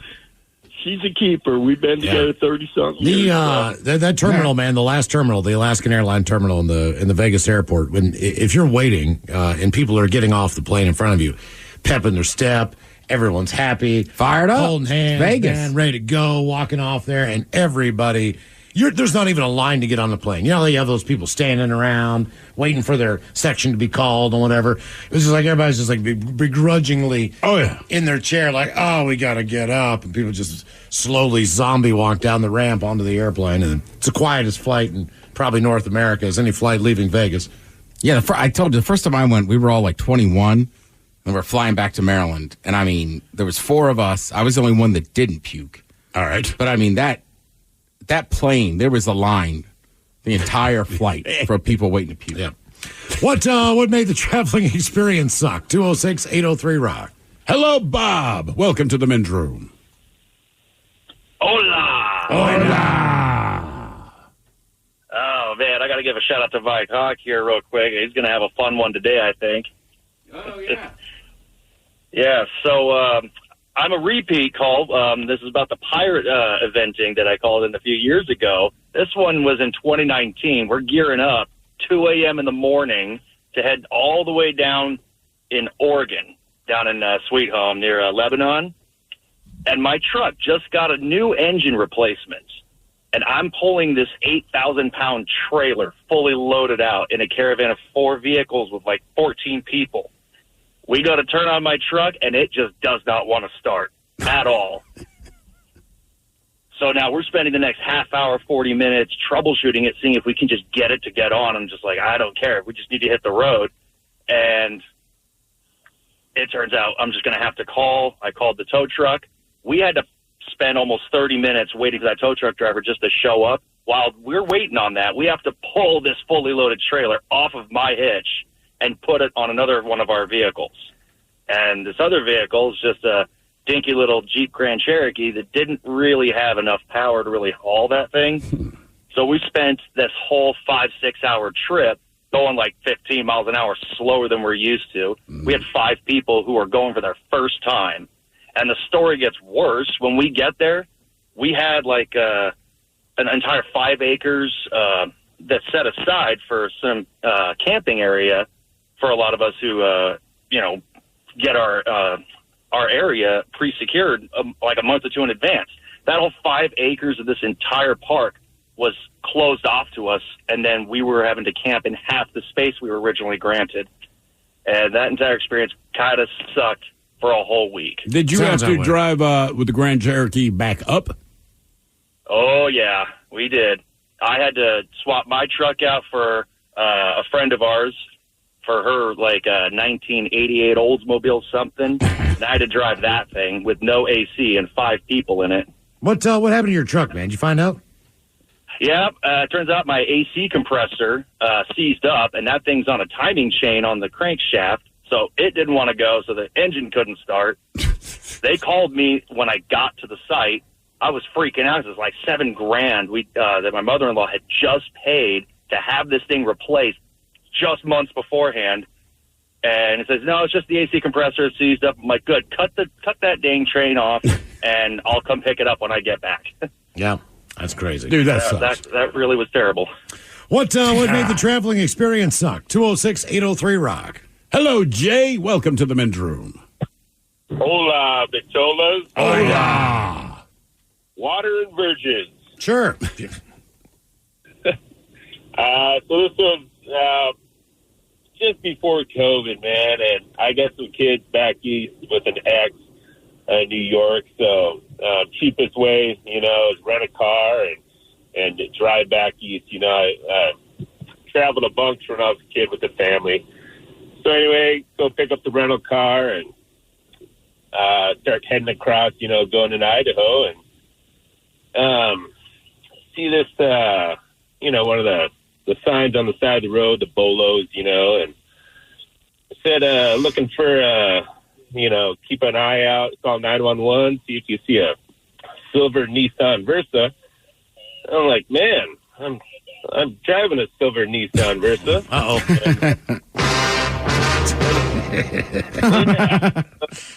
So license plate, and I'm like, wonder what my license plate is. So get out and check, and sure as crap, me license plate's 2 numbers off, just like reverse numbers, I'm like, what kind of alert was this again? Be on the lookout. It's a Bolo. So like a parent had, and I think it was from Oregon originally, but he had ties to Tacoma. A parent had kidnapped his kid, custody visit thing, whatever, and had either assaulted or killed the mom. So, this dad running away with his kid pretty much. Sort of matched my description, but then, almost same car with, like, license plate with 2 different numbers. So anyway, I was like, all right, well, I'll just, make sure to drive safe. And sure enough, man, like 2 hours into my drive, get lit up, state patrol. They pull me over. They don't even approach the car till another unit gets there. And, they're approaching the car, guns drawn, yelling, hands out the window, pop the trunk, toss the keys, whole 9. They come up, and I tell them, they're like, hey, there's a Bolo out for a car. I'm like, oh, great. They're like, you're going far? I'm like, just cross country, keep driving. Like, now I'm in Idaho. Get pulled over in Idaho, same exact thing. How long does each stop take before they can clear you? Oh, the first stop was about 35 minutes, honestly. because they didn't even come up to the car until, like I said, the second unit got there. And then, like, the second unit gets there, I'm like, what's going on? And they're not allowing traffic to go by or anything like that, you know what I mean? So they're blocking off part of the interstate, the highway. Then the second one, a little bit less. And then, like, by the third time, I don't know, I was probably in Montana by this time. I just, I got lit up. I pulled over, put my hands out the window. I popped it all within, 25 seconds. I popped my head out the window. I'm like, yeah, no, it's not me. Look, check the license plate again. It ended up sucking. And then top it all off, I get to halfway to Chicago. The car ends up dying. Get a tow truck from the rental company 3 a.m. That car ended up dying half a day later. Yeah, it was just a crappy trip. But yeah, I think I got pulled over about 4 times, and I still got a picture with the last state trooper that pulled me over. At the window, and sent it to my girlfriend at the time. It's not my wife, but yeah, man, it was. That is nuts, man. Damn, man. That is nuts. Yeah. And what are the odds? Right. I'm driving that kind of car. What made the traveling experience suck? 206-803-ROCK. That would be absolutely a nightmare, seeing that on the sign. Right, and then you know that every state you cross into, it's like, we're going to go through this again. Especially if your license plate is that close. Oh, yeah, and I guarantee every cop's like, that's the guy. We found him. Yeah, for sure. Right, especially somebody who's on the run for a crime that bad. I'm with you. You're not going to run the whole plate. You're just like, oh, there he is. That's it, right? That is absolutely it. Hello, Tony. Welcome to the men's room. Hola, bichola. Hola. So I'm flying a red eye to Mexico. I think I texted this years ago, but it was the first year before COVID. And so we fly out of Houston, I believe, and a guy ended up dying on the flight directly ahead of me. Right. The seat in front of you? Yes, the seat in front of me. Did you have any idea that this was happening at the time? Was he sleeping? No, we thought he was sleeping. He was with a family of 8 and had a twin. And so anyways, we go and they're doing the CPR/AED in front of me. And those planes are pretty skinny that go down to Mexico. Yeah. The ones that fly out of Texas or whatever. And ends up, they keep a pulse going. And we ended up, because you don't have an AED to go to the next place. We had to emergency land in another place in Texas. And so there's a 3 or 4 hour layover there. Nobody was pissed because... Well, yeah, I mean, the guy died. You tend to be a little forgiving. Mm-hmm. It's not like he was having a coughing fit. How long after your flight took off did all this happen? About 25 minutes. So we had to emergency land. And because we did that, they had to inspect the plane because we hit pretty hard on the tarmac. And so that was a 3 or 4 hour layover. And then we had to fly back to Houston. Oh, God. So I was supposed to be in Mexico at 11, and I got there at midnight. Oh, God. Jeez, man. What did they do with the guy when they determined that he was deceased? Or did they continue to work on him until they landed? On the tarmac, they continued to work on the guy. Okay. And then I ran into some people that were heading back home with me that I didn't know, and they basically said the guy had passed, unfortunately. Man. But they were doing all that stuff, and my foot's right next to him. And the AED, if you touch the person, you're getting shocked. Oh, yeah. How old do you think this guy was? Oh, he's late 50s, early 60s, probably. Okay. But damn, it was just the whole family offloaded on the second stop. I mean, they didn't. So I got a new seat, which was nice because the plane was There you go. Yeah. There's a plus side. It's not a full flight anymore. Yeah, somebody died, but now I got a window on it. All right. What made the traveling experience suck? 206-803-ROCK. Take the positive out of it. I felt bad. Better seat. Yeah. See, no one on armrest. Hello, Dylan. Welcome to the men's room. Liquor and whores. Liquor and whores. Just enjoying this lovely IFF traffic on my way to the Kraken game. Well, it's only going to get worse. Yeah. That was the whole point of the question. All right, so let's rewind to October of 2020, probably the worst month of my life. So, long and short of it, I'm in the Navy. I was about to conduct what's called the PCS, a permanent change of station. The day before I was supposed to leave, I get my first fender bender. Of course. All right. So I drop it off at the collision store, and I'm about to pay $5,000, but thankfully I had a $1,000 deductible. So I decided to go to Vegas for the week while it's in the shop. Fast forward to the week, I leave with my car, pay the $1,000.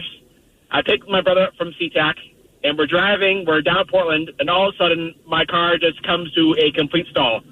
The gas is going, but the car isn't going. All right. Fast forward, I'm broken down in Portland. I have to get a hotel for the 4-day weekend. I'm unfortunately stuck in Portland for Columbus Day weekend, and all the shops are closed. And thankfully, there was a shop open late Friday, and I had to hunker up and get a hotel for the weekend. Okay. And I ended up spending $1,000 on the hotel. And from what I found out when I picked my car from the shop is that the shop that was supposed to pick up my car tore my transmission my transmission hose, and I ended up paying another $1,000 for that. So that whole entire week cost me $2,000. Wait, you had to pay for Why the did hose? you have to pay for their mistake? I had to pay $1,000 for the place in Portland fixed the hose. But I was out $1,000 for both the initial wreckage and another $1,000 for the Portland hotel that weekend. Oh, gotcha. Okay, that makes sense. All right. Yeah, that sucks. That's brutal. Well, when it rains, it pours. Yeah, you're pretty much correct on that. What made the traveling experience suck? 206-803-ROCK. Hello, Amanda. Welcome to the men's room. Hola. Hola. Thanks for taking my call, guys. Sure. So I've got a hell of a story. About 20 years ago, I'm living down in Oklahoma with my ex and his bandmates and find out I'm pregnant. So we're all from Washington. We decide to move back to Washington, but we're kids and we're poor, so we've got to drive and basically just take the bare essentials with us. So we only have enough money to get one car back. So we all pile into my friend's Jeep. There's 4 of us, 2 cats, and the back loaded down with all of our stuff. Great. Mind you, I'm also pregnant, first trimester. I'm sicker than hell. Don't feel good. So we get on the road, and we go straight up north from Oklahoma City into Kansas. Our AC goes out. It's the end of July. It's hot. It's very hot. We have no AC. We get about halfway through Kansas. My boyfriend gets heat stroke. We have to stop and get a hotel, spend money we don't have, but he recovers. We recover from that. We move on. The cats are crying, they're throwing up, they're going to the bathroom in their carriers, so we're stopping every couple hours to clean them out and let me throw up and carry back on the trip. Finally, we make it up into Boise when we stop for the night. We all decide to go out for pizza and, buffet at a Shakey's Pizza. Well, Shakey's is now a new slang term in our group for diarrhea and vomiting because we all got food poisoning. Shakey's. Not Shakey's. Come on, not Shakey's. Shakey's. It's right there in the, From now on, it's right there in the whenever name. Whenever I get food poisoning from now on, it's the Shakey's. I get the Shakey's. So weird. God, so somehow we managed to survive Boise and the Shakey's, and we get back on the road. As soon as we get back on the road and get over the border into Washington, we get into a car accident. Jeez. This lady changes lanes into our car, and, she finds out we've got cats and a pregnant girl in the back seat and just feels probably like, dog poop on the bottom of a shoe. But she was very sweet, and thankfully the car was still drivable. So we continued on our quest and made it safely back to Seattle. But it was probably the worst trip I've ever been on in my life. I will never eat at a Shakey's again. I was going to ask. Travel with a cat in the car. I feel like a cat in the car, unless I'm going to the vet, is like the last animal. I would rather have an angry gorilla in the car. All right, before you tell us, I have a question because I'm just curious because you're living with a band, right? And your boyfriend's in the band, and he's the one who got laid. So I'm guessing your boyfriend at the time played guitar. He played guitar and he was the lead singer. I knew it wasn't the bassist. That's the only reason I asked. No, it's not the bass The player. bassist is not getting laid. No. I knew it had Does to be. anybody besides the lead singer get to bring a girl on tour? Probably not. Yeah. Well, the thing is, we weren't even on tour, but my boyfriend and I moved down to Oklahoma, what was supposed to be temporarily, to house sit for his dad because his dad was in Europe. He volunteers at the Olympics every 4 years. Oh, man. So we're like, cool, let's just get out of town for a few weeks. And then we decide, we're going to stay because my boyfriend met some guy that, worked at a recording studio down there. And, he's lead singer, so he managed to convince all the guys to move down there with us. But then, he gets me pregnant, and I was like, well, I'm not having my baby in Oklahoma. So that was it. All right. That changed the trajectory of the whole experience. How old is your kid now? Yeah, how old's Boomer? She's 18. She's 18. She just graduated high school Nice. at the end of this last school year, and we survived. Did you kick her out? Oh, no. Yeah. She's still doing her thing and, living off of her parents. But she's a good kid. She's a good kid. The Shakies didn't get her, and the car accident didn't get her. Shakies. Were you worried that the Shakies might affect her when she was coming out of you there? I mean, you never know what kind of damage illness can do when you're pregnant. Everything's terrifying. So, but thankfully, whatever ailed us from Shakies was not. They call that Shakies baby syndrome. Yeah. It's all that for would have pizza. been terrible. That would have been terrible. She did come out somewhat normal, even with he and I as her parents, and Good times. she's got a strong constitution. That one, she never gets sick. You know why? Because Shakies. She got immunized in the womb. Ted versus the FCC is coming up. And we got your emails on the way next from the men's room at KISW.com. This episode is brought to you by Progressive Insurance. Whether you love true crime or comedy, celebrity interviews or news, you call the shots on what's in your podcast queue. And guess what?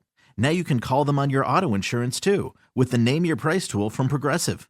It works just the way it sounds. You tell Progressive how much you want to pay for car insurance, and they'll show you coverage options that fit your budget. Get your quote today at Progressive.com to join the over 28 million drivers who trust Progressive. Progressive Casualty Insurance Company and Affiliates.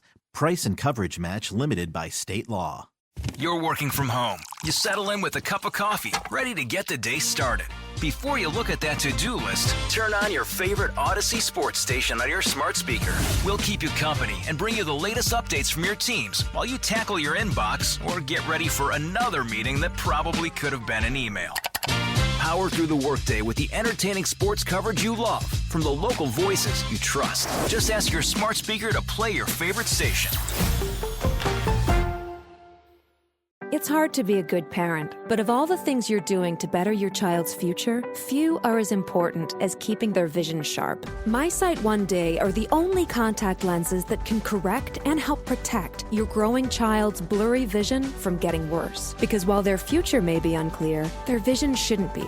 Learn more at MySight.com. MySight today, anything tomorrow. Ask your eye care practitioner if your child is a candidate for MySight One Day and review important safety information at MySight.com/safety. This episode is brought to you by Progressive Insurance. Whether you love true crime or comedy, celebrity interviews or news, you call the shots on what's in your podcast queue. And guess what? Now you can call them on your auto insurance too with the Name Your Price tool from Progressive. It works just the way it sounds. You tell Progressive how much you want to pay for car insurance, and they'll show you coverage options that fit your budget. Get your quote today at Progressive.com to join the over 28 million drivers who trust Progressive. Progressive Casualty Insurance Company and Affiliates. Price and coverage match limited by state law. You're working from home. You settle in with a cup of coffee, ready to get the day started. Before you look at that to-do list, turn on your favorite Odyssey sports station on your smart speaker.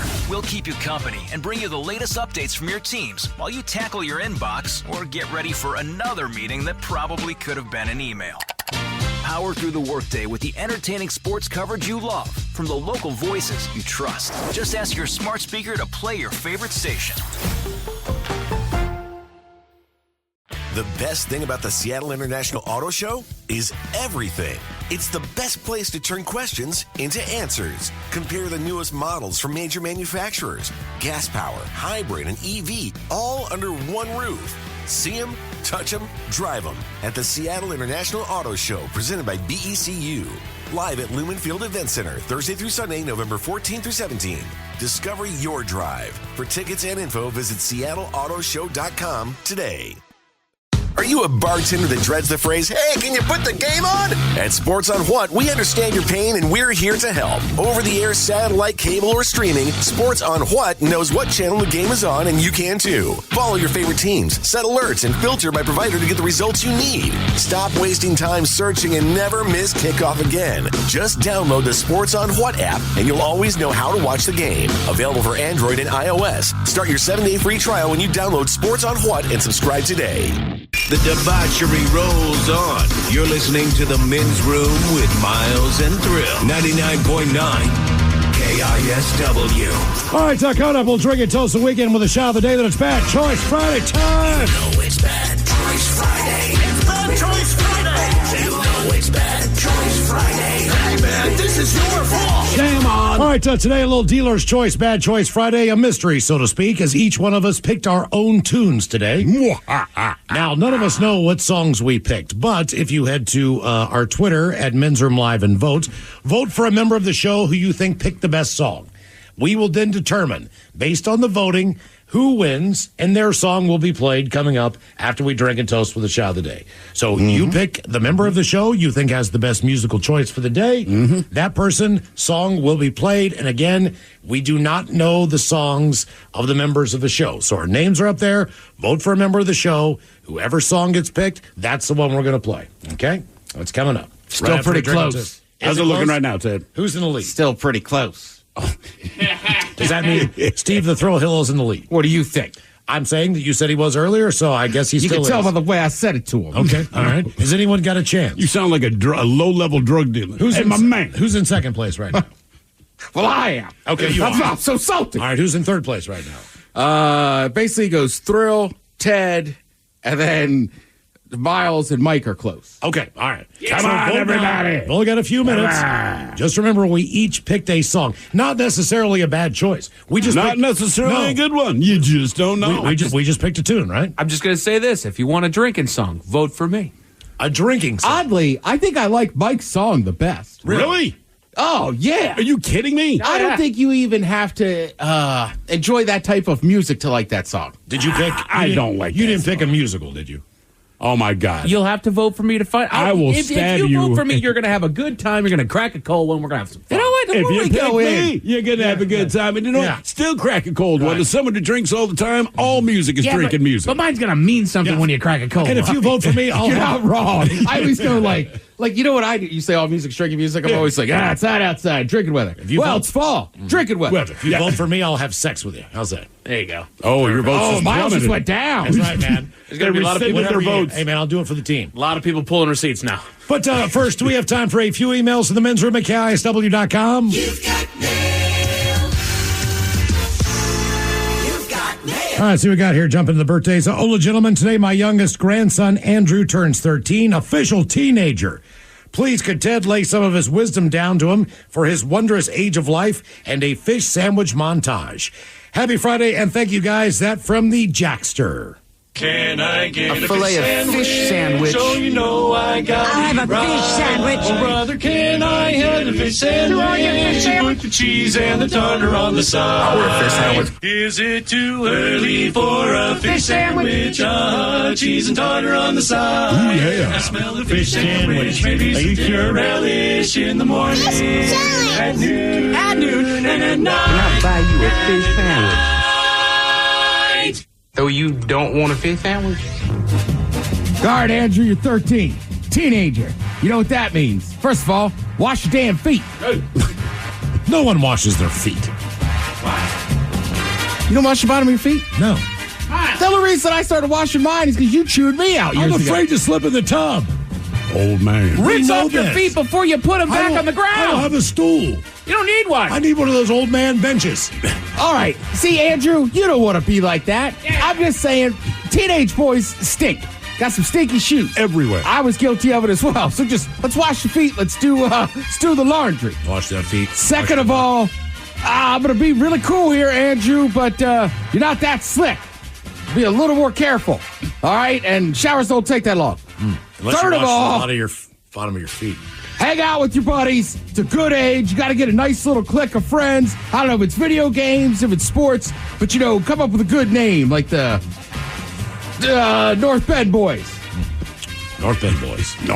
I don't know where he's from. The Zebras. I would, I think you lose your sense of smell when you're 13. You don't realize You how don't smell bad yourself. You stink. You don't realize you're pitting, your breath stinks. Like, you don't know that your clothes smell. Like, for whatever reason, I think when you go through puberty, you lose your sense of smell.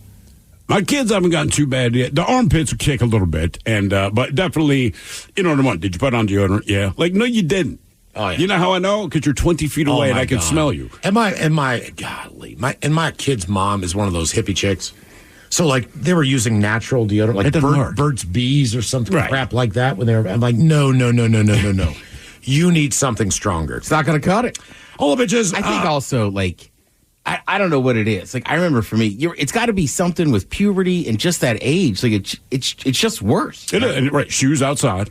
My father's like, you do not take those shoes off in the house. Put them outside and then change your socks. Yes. Macholos, my son is 18 today. Can I get a fish sandwich? And the dirty Germans telling him about what it's like being an adult now. Thanks, guys. That's from John, who says, by the way, it's my birthday also. I am 62. We are born on the same day. His name is Malachi. Too early to get a fish sandwich? Yeah, Malachi, now that you're 18 years old, guess what? It's still equally as hard to get the ladies. Yeah, the enjoyable thing is you can go to one of those clubs and see the dancing girls. Yeah. The bad thing is you can go to real big boy jail. Yeah, just keep that in mind. Then also you don't have to lie anymore. It's a porn site. Yeah, and also at the age of 18, just one thing. Either shave off the mustache or just grow a full one.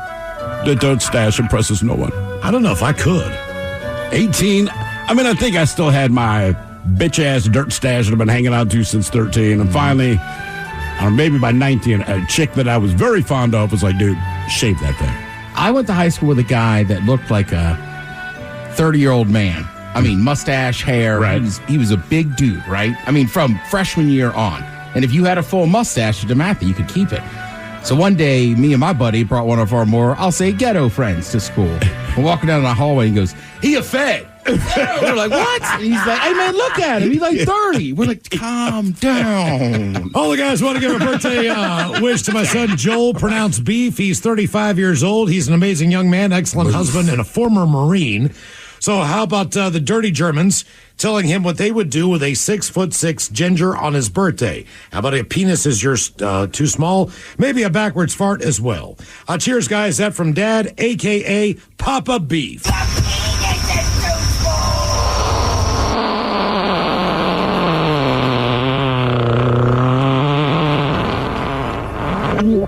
Yeah, how big you say this giant is? 6'6". Oh, yeah. A 6'6" ginger. This is easy. We'll do the same thing we did the last time we had a 6'6" ginger. We quote the great Sam Elliott and say, beef, it's what's for dinner.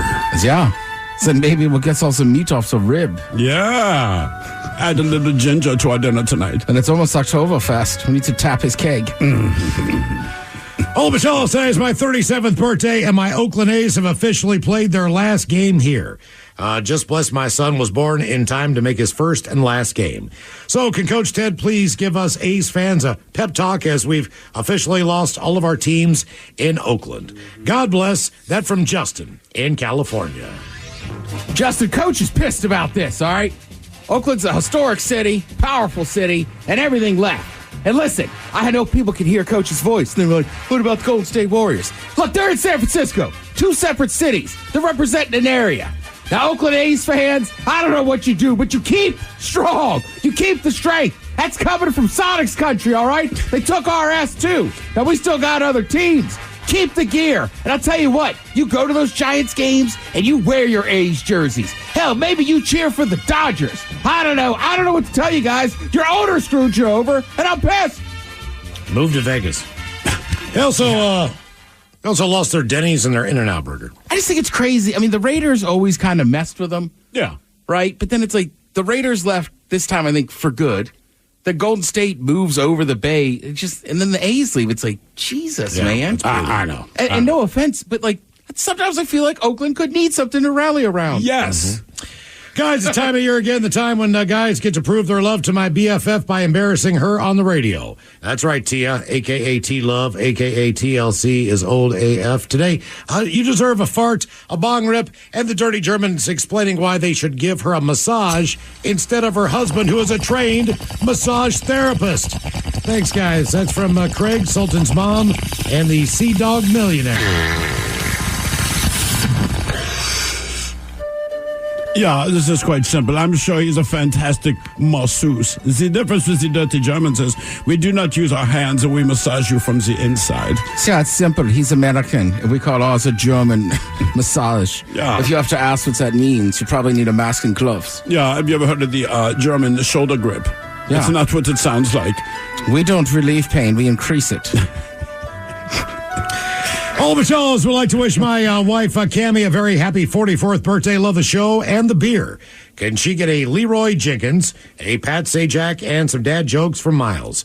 Cheers, guys. That from Matthew. It says, P.S. Don't know if the meat shop in Chelan has been added to the list, but they carry the Men's Room IPA from Black Raven Brewing. She wants a D, and she's going to get one. Let's do this. Leroy Jenkins. All right. The meat shop. Dad joke Friday. Yeah, that's what I call my underwear. Yeah, I just want to go there. It sounds good. Okay. My underwear, yes.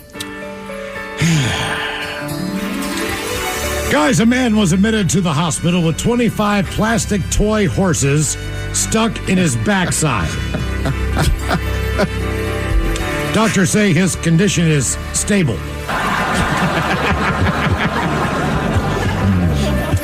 I was already in. Just, what are those doing up there? How does a hippie polygamist count his wives? How does a hippie polygamist count his wives? I don't know. Julie? 1 Mississippi. 2 Mississippi. And guys, did you know that Viagra cannot turn you into James Bond? No. But it can make you Roger Moore. A little English slang. Yeah. I got a couple more if you want them. Did you know the inventor of autocorrect died? No. May he rest in peace. I have one more I wanted to read. Oh, how are the Titanic and the Sixth Sense similar? The Titanic and the Sixth Sense. I see dead people. I see dead people. I'll play back. I see dead people. Jesus. Gentlemen, I find myself at a very moment hanging out in Belize with my beautiful wife, Corky. What's her name? Corky. Oh, I think you said Quirky. Corky. Please send her a Captain Crunch birthday wish, followed by the Dirty Germans talking about spearing lobsters on the reef. I've been listening to you criminals since the buzz days. Liquor and Whores Guides, that from Captain Jaybird of the North Coast Towboaters. Ooh, well, ahoy there. Spearing lobster. I assume you mean this literally. You see, years ago, us mascots were sailing the 7 seas aboard the SS Guppy, trying to escape some Somali pirates who were none too pleased with us after we intercepted a shipment of high-grade China white hidden inside of taxidermy chinchillas. Anyway, we were crossing the ocean, freebasing our stolen goods when Count Chocula suddenly jumped into the water. Took us about an hour to find him, but when we did, he explained that he'd had sex with Sebastian from The Little Mermaid, and that was the first time I heard the term spearing lobster. Grungeberries. Yeah. So whatever his girlfriend's name is, I'd like this little nickname for us. They're going to spear lobsters. Yeah, it tells me it smells, like seafood. Yeah, those little spiny ones. You guys ever had those? Spiny lobster? No. Yeah. Yeah. They taste different than regular lobster. No. It's cooler looking. They are cooler. I don't like lobster. I know like different crabs taste different. Like people I think Maine lobster is probably the best, but those spiny ones I heard are good. They're just not. I don't know. As sweet. Maybe. Yeah. Okay. Guys, my favorite day is Friday, where each week I get to listen to you guys on my way home from daddy-daughter golf day. I am celebrating my Excellent. 48th today, and I sling fish sandwiches in my restaurant every day. So I'd love a fish sandwich medley and Coach Ted with advice on being 1 year closer to my next decade. Thanks, guys, for all the laughs, and I look forward to my Fridays every week with you all. That from Wendy, the 48-year-old. Can I get A fillet of fish sandwich. So you know I got I'll have a fish sandwich. Oh, brother, can I have a fish sandwich? want your fish sandwich? Put the cheese and the tartar on the side. I order a fish sandwich. Is it too early for a fish sandwich? Cheese and tartar on the side. I smell the fish sandwich. Maybe some dinner relish in the morning. At noon, and at night. Can I buy you a fish sandwich? Though you don't want a fish sandwich? Wendy, first of all, I love the fact that you're driving your husband and your daughter to go play golf. Second of all, let's take advantage of this, all right? Right? Yeah. If he likes to play golf and he's teaching your daughter, encourage him to go on golf trips to lovely places like Pebble Beach, California. And then you can enjoy it. You don't just have to watch him on the range. Go experience some nature. There's some golf courses that are absolutely gorgeous in cool areas. They always have spas. My husband, Mike Guides, is turning 51. We listen to Men's Room every day on our way home from work. Can you give him a birthday shout-out? A bong hit, a super juicy one, and the Dirty Germans talking about being a sexy, amazing man to be in bed with in your 50s. Thanks, guys. That from Jackie B., the wife of the sexy, amazing rock star in bed and in life, Mike.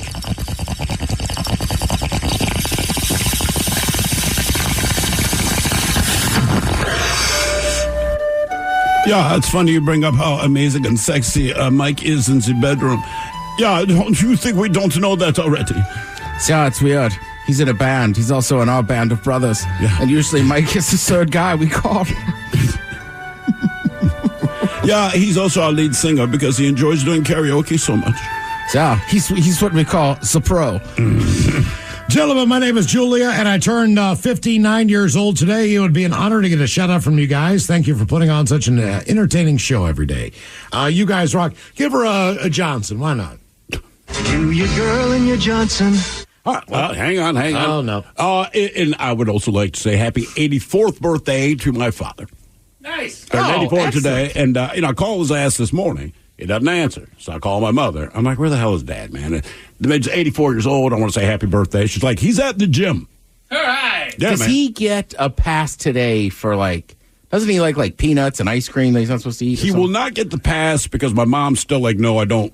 You're not eating it. The doctor said not to. However, when I was talking to him, there's a place called Roy's Barbecue down there in New Mexico, and it is fantastic, but he also suffers hiccups like I do. So I asked my mom, what are you going to do for Dad? She's like, well, I was going to take him to get barbecue at Roy's, but he has the hiccups, so I'm thinking sushi. Then I hear my father in the background.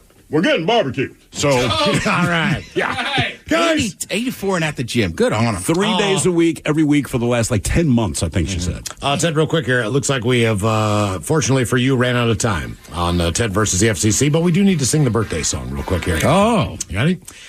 Happy, happy, happy birthday. Happy, happy, happy birthday. Happy, happy, happy birthday to you, to you, to you. Ya's a Dirty Germans brought to you by Men's Room Original Sausage. Available through Uli's World Famous Sausage, mensroomlive.com, and other fine retailers. Schweinefleisch. This episode is brought to you by Progressive Insurance. Whether you love true crime or comedy, celebrity interviews or news, you call the shots on what's in your podcast queue. And guess what? Now you can call them on your auto insurance too with the Name Your Price tool from Progressive. It works just the way it sounds. You tell Progressive how much you want to pay for car insurance, and they'll show you coverage options that fit your budget. Get your quote today at Progressive.com to join the over 28 million drivers who trust Progressive. Progressive Casualty Insurance Company and Affiliates. Price and coverage match limited by state law. This episode is brought to you by Progressive Insurance. Whether you love true crime or comedy, celebrity interviews or news, you call the shots on what's in your podcast queue. And guess what? Now you can call them on your auto insurance too with the Name Your Price tool from Progressive. It works just the way it sounds. You tell Progressive how much you want to pay for car insurance, and they'll show you coverage options that fit your budget.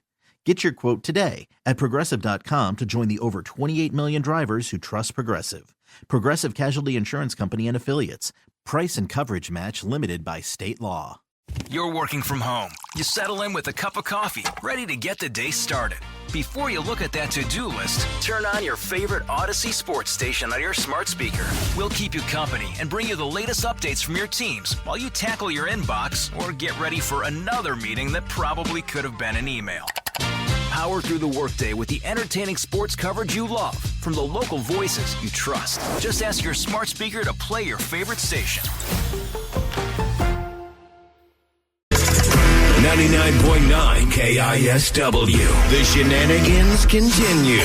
This is the Men's Room with Miles and Thrill. Coming up in just minutes, we'll drink and toast the weekend with a shot of the day. And we do have your headlines on the way at 5:50. But first, quick check on Mike Hogg and some of the stories and headlines he is not working on. Thank you, Miles. Apparently, chroming is the latest trend endangering the young folk. That's been around for a while. It's just huffing nail polish. Yeah, I mean, is it like making rounds on TikTok or something? I mean, yes. You know, they're kids. They don't know any better, and so they'll put it up there like, hey, guys, we found a great new way to get high. Like, yeah, I mean, no, that's been around all. What is it? Chroming. Are you basically, you're huffing nail polish. Oh, right. Anything that has that kind of aerosol smell. And there was always that kid that was sniffing on the Sharpies. Always. And there was with his black tip nose. Yeah, no kidding, dude. It was just. I mean, yeah, it's not okay, but I'm with you. I remember like being in 8th grade, and this kid was like, "We should sniff some whiteout." I was like, "Whiteout." That's the thing. I don't even know if it did anything. No, whiteout. Whiteout. Like, yeah, okay. You don't need it at that age. You don't need it ever. You don't need it. But you don't know. You don't know. And as a kid, like our big thing, I don't know if you had dittos when you were in school, but we would get dittos. A ditto basically it would be like a Xerox copy, except instead of being black ink, it's purple ink. And 9 times out of 10, when the teachers gave you a ditto for classwork, it was pretty freshly printed. Sure. So, you give it to the kid in the front row, and then you pass it behind you. Sure. And it was always the same thing for like 5 years in a row. Okay, this is your math homework on the ditto. Don't sniff the paper. Oh, and for heaven's sake. There was not a kid that didn't do it. So pass it back to the next kid. Just don't be stupid. Love that ditto huff. Just don't be stupid. You know what? You're right, but also they're kids. They're gonna do it. They are. I mean, how did you learn most things? Exactly. Because you did it. Trial and error, man, you did it. Hell, I was in my early 20s, me and my buddies, we didn't know about drugs. I told you the story before. We did a line of powdered Gatorade. Oh God. Yeah, it was awful. It doesn't do anything. It didn't. No, we were like, well, let's go to electrolytes. It's like Friday night. Okay. I mean, it was me. It was me and BB and Sut. And we were like, all right, man, we're going to do drugs. Powdered Gatorade. God, lemon lime. Oh, jeez, dude. Did you roll up a $1 bill, Ted? I think we did, because at this point, like, that's baller. You got to do that. Yeah, grab a little razor blade. Right, they had gone to college, so we had seen people do it, so we knew what to do. Right, just not which drug to do. Right. God. And by the way, do not give us energy. Do not. Yeah, right. Don't snort Gatorade. Exactly. And like I said, they're not going to listen, but just in case they do, just don't do it. Wait until you're old enough, then drink and smoke like the rest of us.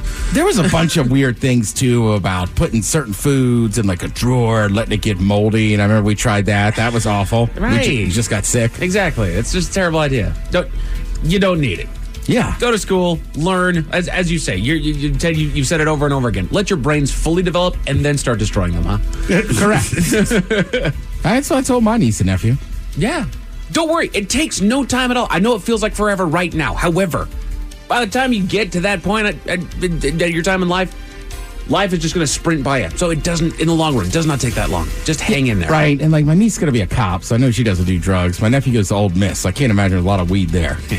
I almost want to stop talking to your niece at that point. Like, met her at the bar. Right? It's the first time I met her. Yeah. And she's going to go be a cop. This is a grown woman now, right? So she's college she and all is this. A grown woman. I know. And I always say my niece, you got to keep in mind, she's a grown woman. Right. So I'm like, oh man, what school are you going to? This that kind of conversation. What are you excited? And I was like, by the way, what are you going to major in? She's like, law enforcement. Let's go. I can't explain it. Even though she's like 18, I'm a grown ass 55-year-old man. I'm still like, we shouldn't even talk. She's great. She's 21. I did the same 21? thing. Yeah. Right, at the bar. Yeah. I go, why? Right? She's like, well, this and that. And I was like, are you serious? And she was like, yeah. Then I was like, your dad, my brother, he's never even touched a gun. Like Sunday morning before we ran errands. Go clean this up, Ted. Yeah, I was like, Chris, want to see a firearm? And he's like, I don't know, man. Is it going to go off? Like, eventually, she's a cop. You're going to have to go to the range with her. Can we put one of those little yellow flags in the chamber? Yeah. Well, and Thrill, in your defense, first thing I said to her, I said, well, we're going to let Uncle Ted off. He gets caught with weed in Charleston, right? Yeah. 1 in 5 Americans have never experienced luxury. What do they consider luxury? That's kind of my thought on them there, Miles. 3-ply toilet paper. Right. I think most people, if I'm thinking that kind of luxury, most people probably on a honeymoon certainly would. It's the if you ever see anything that's true luxury, you have not experienced luxury. Also, I mean, like you've had some nice things. You could stay in a smashing hotel room. The person who has more money than you, like, check out their hotel room. Right. It's just a different animal. Like, I should not be here. That's normally my yeah. When it's true luxury, I'm like, I shouldn't be here. I have seen that before, and that gets wild. I mean, you cannot believe how some people live, man. Yeah, I was going to say, that hotel I stayed at in Monterey, my buddy got married, probably one of the more expensive hotel rooms I ever stayed in. That luxurious. Oh, yeah. The spa was top notch. Did you feel weird being there? No. Really? But more to Miles's point, luxury is in the eyes of the beholder. You know, to a lot of people, some of the poorest people in this country are still living the luxurious life because they live here in compared to people in broke countries. You bet, dude. You bet. Well, on the opposite end, you know, you have some people that come from so much money that, like, it's almost wasted on them. 100%. They're just used to it. Right. That's what they know. Right. Yeah. They don't get life without the things that they take for granted. They could have the purest of heart and the best of intentions and still not know how much they take for granted. Oh yeah. I'm learning as I keep growing older how much I took for granted. I mean, we all do. Sure. You know, to put yourself in a position to do that, but every once in a while you kind of reflect like, all right. Right. I'm doing okay. Yeah. Kids that lack vitamin D take longer to heal broken bones. Well, yeah. Isn't that kind of why they tell you to get vitamin D? They've got a vitamin deficiency. Not shocked that things take a little bit longer or they're not quite as efficient as far as like healing things. But isn't vitamin D like not specifically for your bones, but a very important factor in the strength of your bones, along with calcium, right? Right. Yeah. So yeah, if you're deficient, ta-da! Who knew? Isn't that why we make kids drink milk? Yes. Yeah. Build strong bones.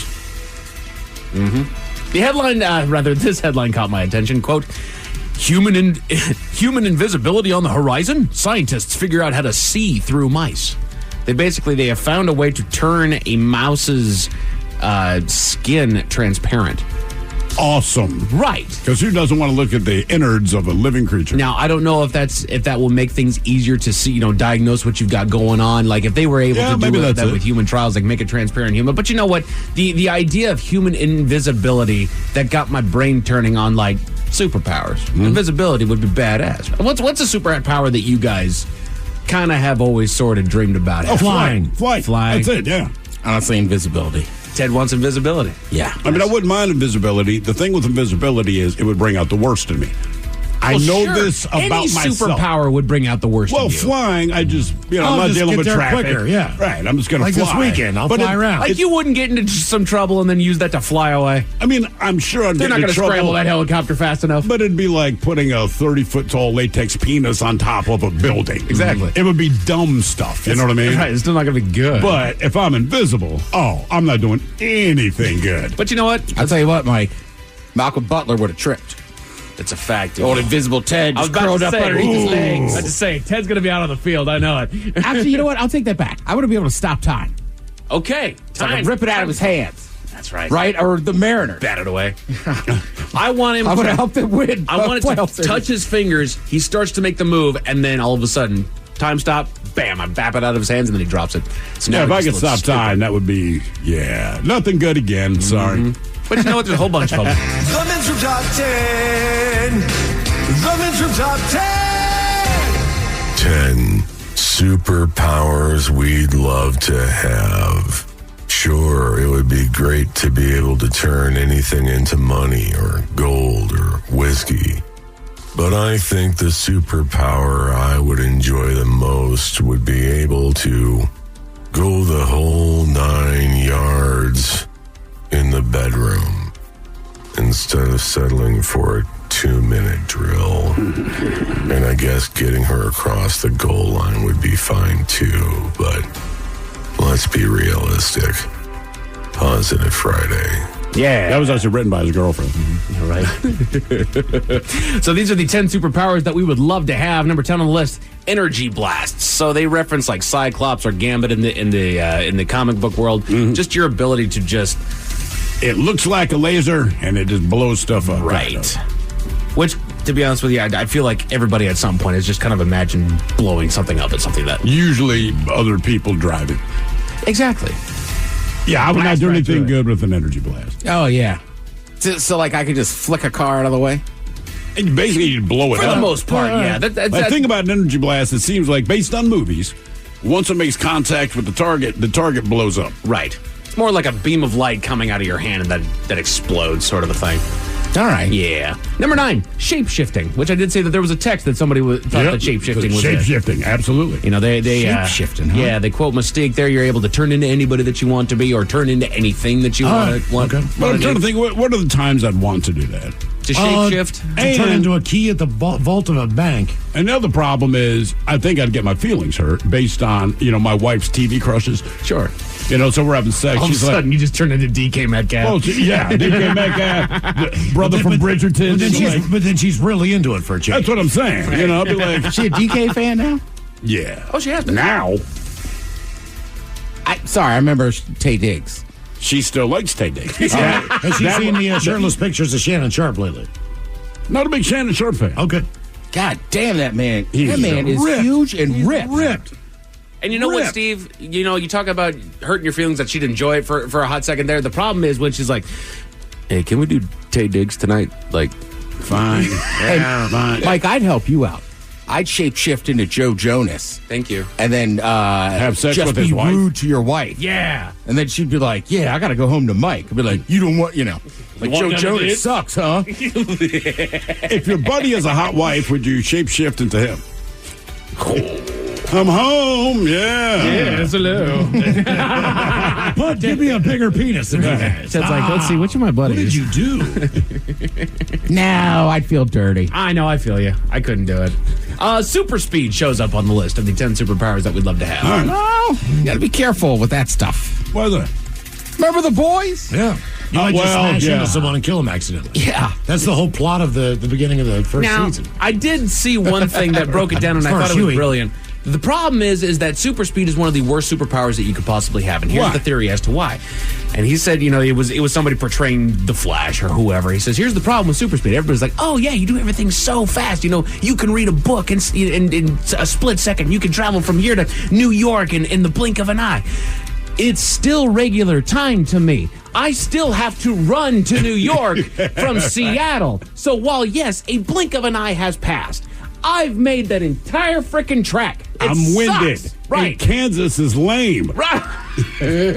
Easiest running, though. Yeah. Flat. You don't got to do a damn thing. Because you're right. Like, I have to read this book to figure out how to defuse a bomb. You still have to read the book. And remember it and defuse the bomb. You don't have to remember it. You what? You're defusing? Was it the blue wire? Dude, you can reference it.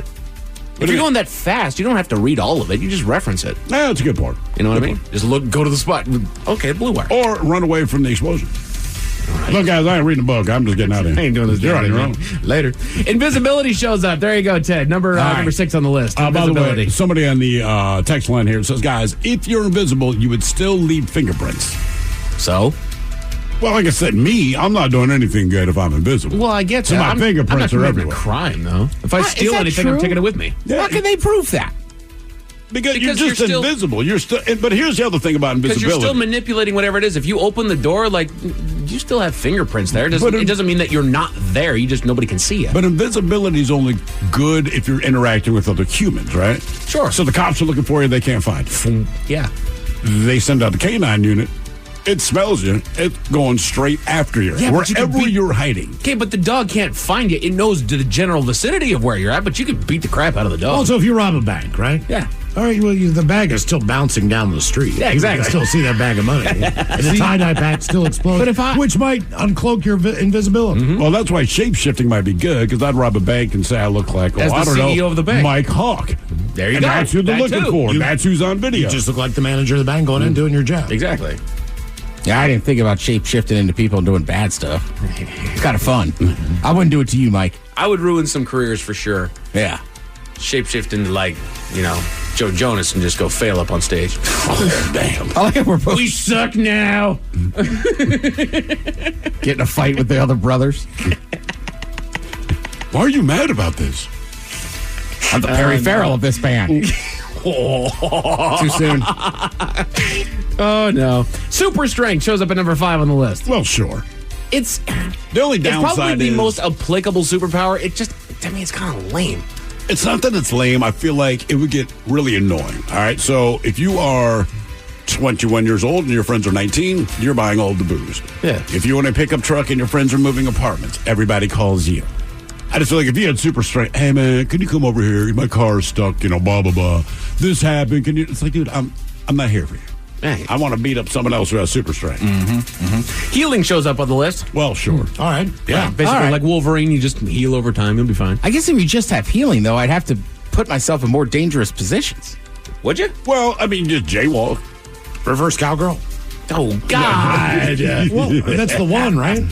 Jesus. I put it on a T. That's Did my I bad. just break your penis? Don't worry about it. I'll be good in a I'm second. good. We're all right. Shape-shifting. Yeah. Get back to it. Time travel does show up on the list. Teleportation shows up there, which I thought would be kind of cool as well. Yeah. I just would never get on a plane again. Yeah. I'll be there in a jiffy. Telekinesis, which I think is one of the most badass. What's that? That's when you can snap your fingers and the car flies out of the way. You can manipulate things With your mind. with the flick of your wrist and with the thought of your mind.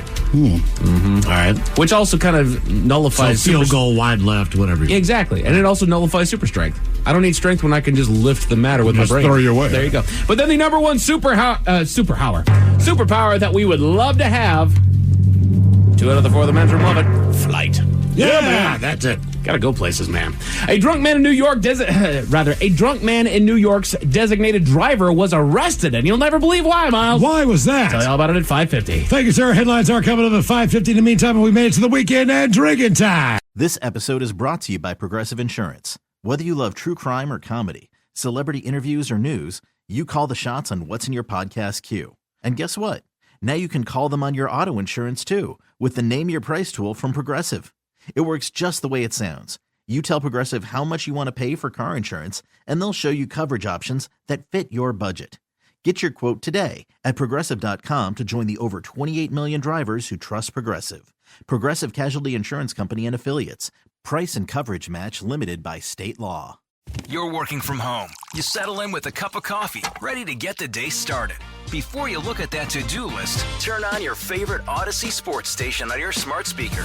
We'll keep you company and bring you the latest updates from your teams while you tackle your inbox or get ready for another meeting that probably could have been an email. Power through the workday with the entertaining sports coverage you love from the local voices you trust. Just ask your smart speaker to play your favorite station. This episode is brought to you by Progressive Insurance. Whether you love true crime or comedy, celebrity interviews or news, you call the shots on what's in your podcast queue. And guess what? Now you can call them on your auto insurance too with the Name Your Price tool from Progressive. It works just the way it sounds. You tell Progressive how much you want to pay for car insurance, and they'll show you coverage options that fit your budget. Get your quote today at Progressive.com to join the over 28 million drivers who trust Progressive. Progressive Casualty Insurance Company and Affiliates. Price and coverage match limited by state law. You're working from home. You settle in with a cup of coffee, ready to get the day started. Before you look at that to-do list, turn on your favorite Odyssey sports station on your smart speaker. We'll keep you company and bring you the latest updates from your teams while you tackle your inbox or get ready for another meeting that probably could have been an email. Power through the workday with the entertaining sports coverage you love from the local voices you trust. Just ask your smart speaker to play your favorite station. At Highland, we're all about celebrating little wins and little ways to innovate digital processes. There's no customer pain point too small for us to help with. Maybe that's why more than half of the Fortune 100 looks to Highland to connect their content and data, improve processes, and turn little efficiencies into big wins for their customers and clients. Highland, intelligent content solutions for innovators everywhere at highland.com. Hey, anyone know what channel the game's on? We know. Download the Sports on What app today and always know how to watch the game. Satellite, cable, or streaming. Sports on What knows the channel the game is on, and you can too. Subscribe today to start your 7-day free trial. Sports on What? We know. Somebody out there deserves to be recognized. And the men's room knows just who it is.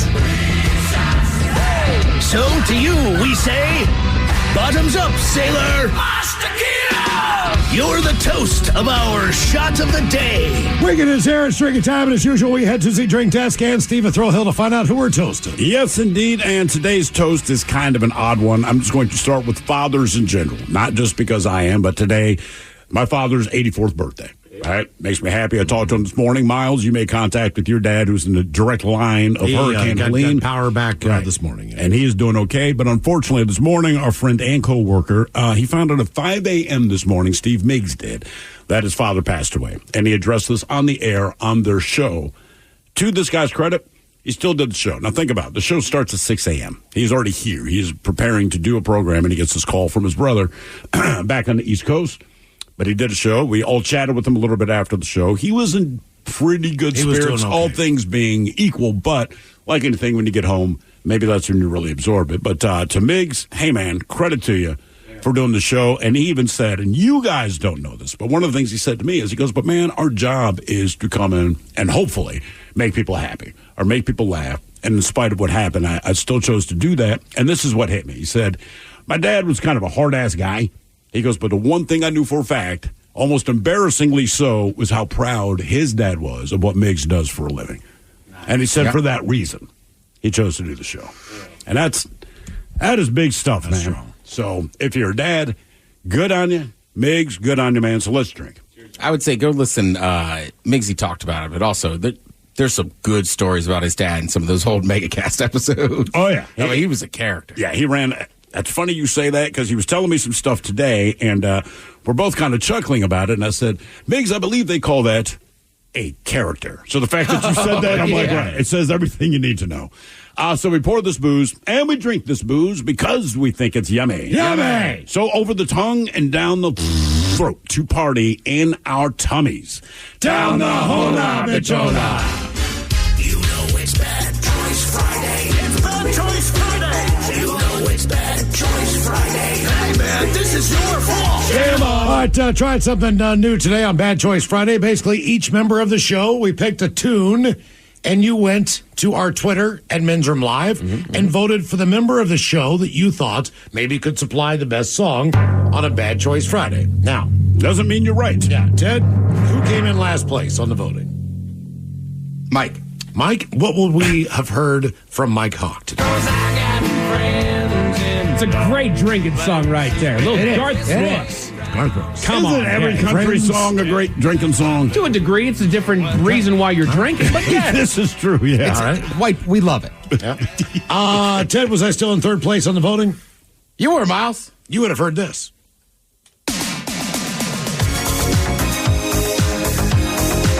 I hate to admit it, I should dig this too, man. I was going to rickroll you. You're so inundated with it is the problem. Like, there's no other, like, you just get beaten down on a bit, so it's like, all right, let's jam this thing.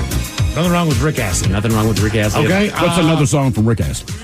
He had one more. I just can't remember. He did. Yes, he did. He actually had a pretty popular hit. Well, just no one knows the name. Yeah, you know it when you hear it. I just can't remember what the hell it is. I don't have his collection on vinyl. Ted, did you come in second place, or did you storm back for the victory? Throw came in second place. Throw came in second place. What did you think? It's a good song. I told you it was a good song. I told you I picked a good song. The Spinners and Rubber Band, man. That would have been a great Friday afternoon song. Thank you. Choice Friday song. So I guess our winner is D. Ted Smith. Listen. What was the percentage? Honestly, I had 34.8. Throw had 34.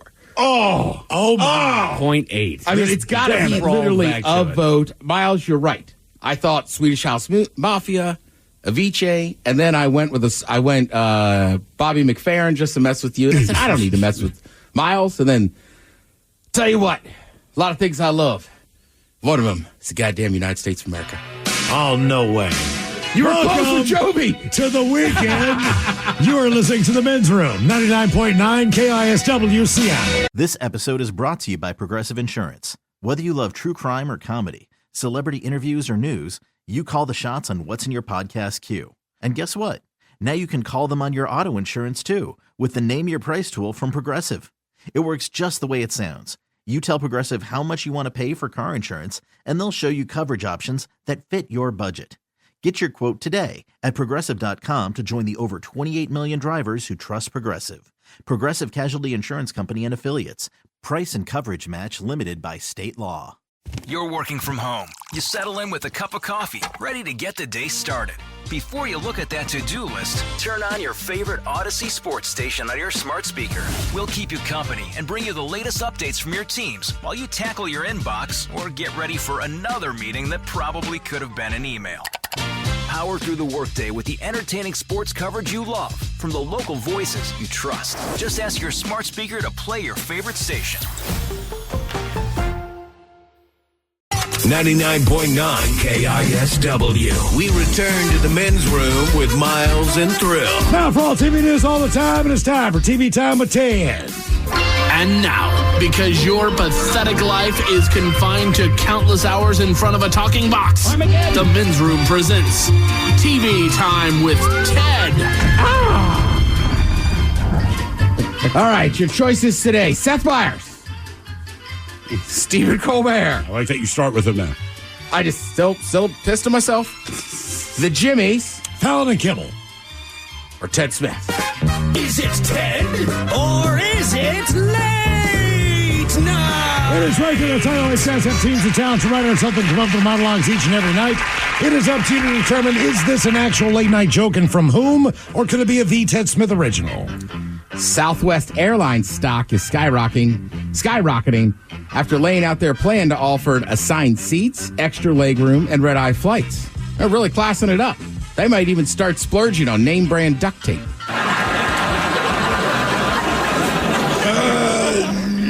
Kimmel. Fallon? Fallon. Get this, Southwest Airlines stock is skyrocketing after laying out their plan to offer assigned seats, extra legroom, and red-eye flights. Yeah, they're really classing it up. They might even start splurging for name brand duct tape.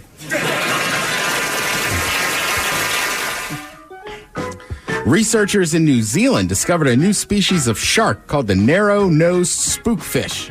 Said the shark, hey, what the hell, man? Myers? Fallon? Seth Meyers. Researchers in New Zealand have discovered a new species of shark called the narrow-nosed spookfish. Said the shark, hey, what the hell, man? Coca-Cola has discontinued its spicy flavor after just 6 months. No, not Spice Coca-Cola, that thing we all tried. Who could forget their slogan, no one asked for this? Colbert. Ted Smith. That's Colbert. In beverage news, Coca-Cola has discontinued its spicy flavor after just 6 months. No, not spiced Coca-Cola, the thing we all tried. Who can forget their slogan, no one asked for this. Up the road in Massachusetts, 8 bulls got loose from a rodeo in a parking lot and ran off, toppling a fence. Still no word yet if they went on parade. The Ted Smith. Yeah. Batman became the first superhero to get a star on the Hollywood Walk of Fame. Not the actors who played Batman. The character Batman got a star. The star is located right on the corner here, not far from his parents were murdered. Oh, damn. Kimmel. Myers. It's Kimmel. Batman became the first superhero to get a star on the Hollywood Walk of Fame. Not the actors who played Batman, the character Batman got a star. Batman's star is located right on the corner here, not far from where his parents were murdered. Jesus. That is harsh.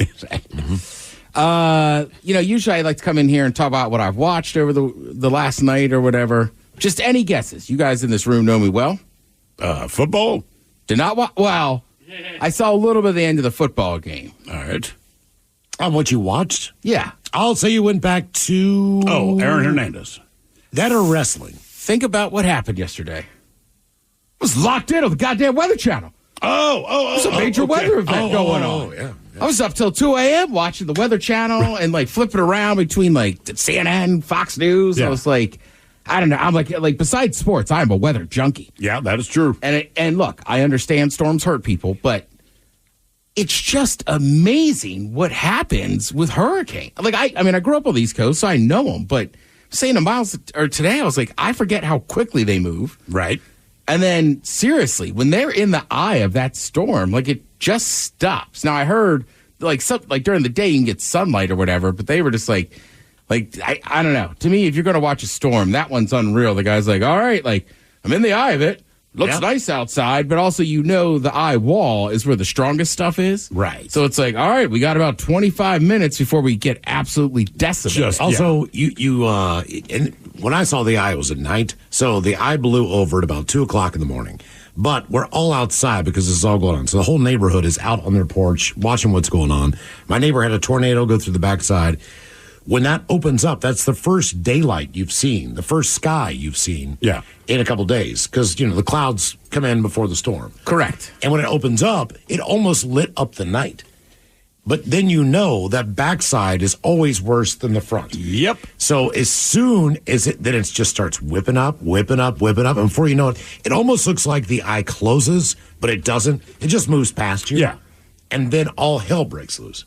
Yeah, and it's funny, too, with hurricanes, like in Maryland, I don't know that maybe that one was still maybe a hurricane. I feel like usually they're by, But it was like Category 1. Right, or they're like tropical storms by then, which is still bad. A big storm. But I think people, you forget, it's like they usually, a lot of times, right, they start in Florida or whatever, but even a couple of years ago, tailgating at a Maryland game, the remnants of it just keeps going up. And I mean, it was just nothing terrible, but it was just windy and rainy, like the entire time you're there. Well, the flooding is the problem as far as the people that have passed either by fallen trees, power lines that go down and people get electrocuted.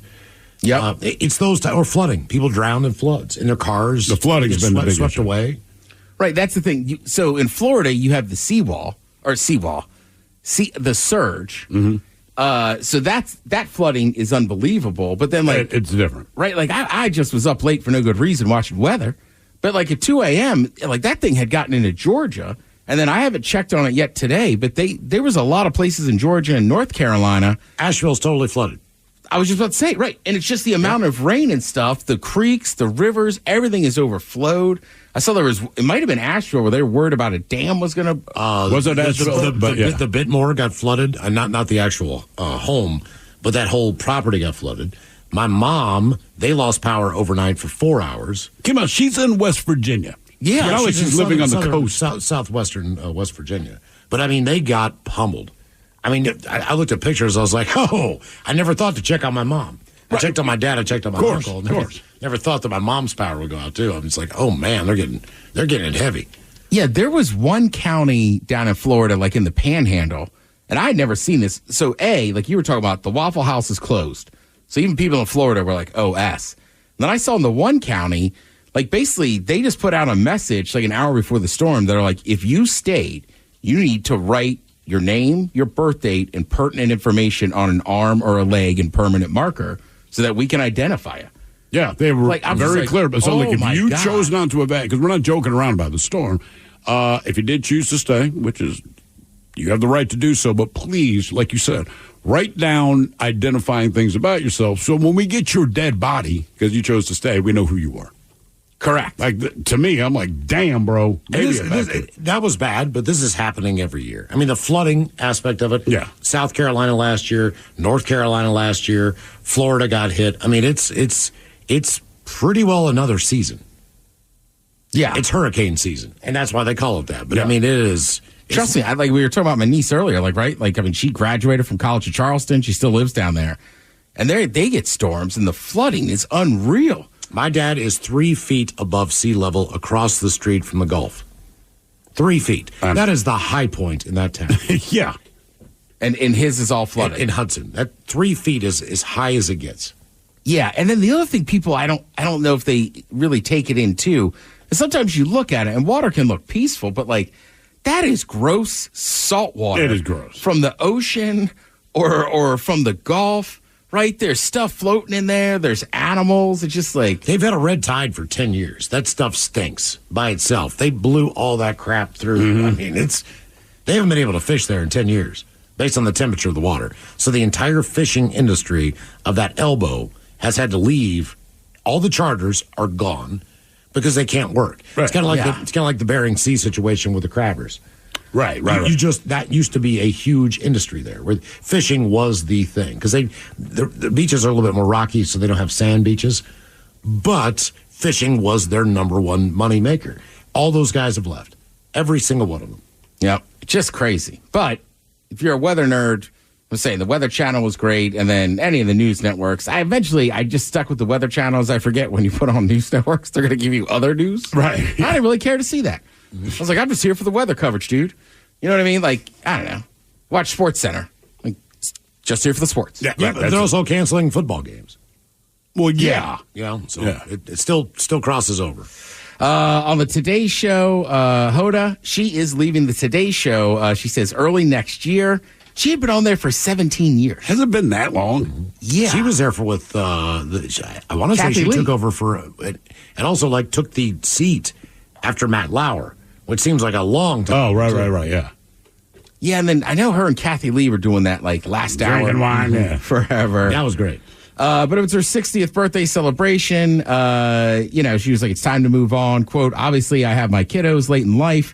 I was thinking that they deserve a bigger piece of the time pie that I have. I feel like we only have a finite amount of time. Also, look, I would imagine having kids that later in life would be a little awkward and a burden. But to her credit, she can spend a lot of time with them because she's 60. She can retire. And also, she's probably, when you have kids and I got to get up this early, it's the Today Show. So, they start at 7?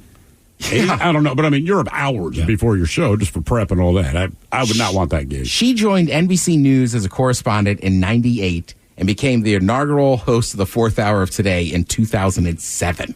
Okay, time to sleep in. You've earned it. You think she would? That would be one of my first priorities. I'm like, hey, I would still get up at the same time, but I would know in the back of my head when I laid my head on the can pillow. go back to sleep. Right, that's what I'm saying. I don't know for somebody like her. You're right, sleep in, but I don't know if she could. But I think her version of sleep in would be you're still up by 6:30 a.m. Yeah, correct. If you get up at 3 a.m., it's like, oh, man, I slept in. Which is the version of a 60-year-old person anyway. That's a very good one. It doesn't matter. The older you get, up. Let's see. Obviously, this is the time of year. It's great, man. You get full slates of college games, NFL games. I know the Washington Huskies are playing right now. There's another game over on ESPN. Classic. They're not in the same conference anymore, but Miami and Virginia Tech. Washington is at Rutgers. Yeah, it's as weird as it sounds, folks. But that's Big Ten football. Saturday, there's a few big matchups. The big one, I want to say, is 3:30 p.m., Georgia, Alabama. Yep, that should be a good Georgia hasn't lost to another SEC opponent, I want to say, in 4 years. Except Alabama. And remember, Georgia has a great program. Kirby Smart is their coach. He came from Alabama, where he coached underneath Nick Saban. If you're an SNL fan, that's back this weekend. Yeah. Gene Smart will host the 50th season premiere. Jelly Roll will be the musical guest. Okay. I say this every year. Not a bye week, but the Seahawks do not play until Monday. So maybe hit that apple orchard, fellas. Go sweater picking with her. I don't know. Sweater picking. Just go. The Seahawks aren't on a Sunday, so you got a little more free time. Look like a nice guy. Maybe go fishing by yourself. Right. Get some peace. Then Miles Thrill, you'll be excited. It's a tough game. Sunday Night Football will be the Ravens hosting the Bills. Is it tough, Ted? Thank you. Sunday night. I'll be there. The Bills are on fire. Josh Allen looks like the MVP right now. I know. All right. I know. Thanks, Ted. It's national TV, so you get to enjoy it. Yeah. Enjoy is a potential word. Got this. Thank you, Ted. We appreciate it. You're listening to The Men's Room. The Men's Room returns with Miles and Thrill. Now, let's see what's happening in the real world. All right, here we go. A husband comes home from work to find his wife breastfeeding a chimpanzee. Meanwhile, when you throw your kids' comic books away, you might not get away scot-free.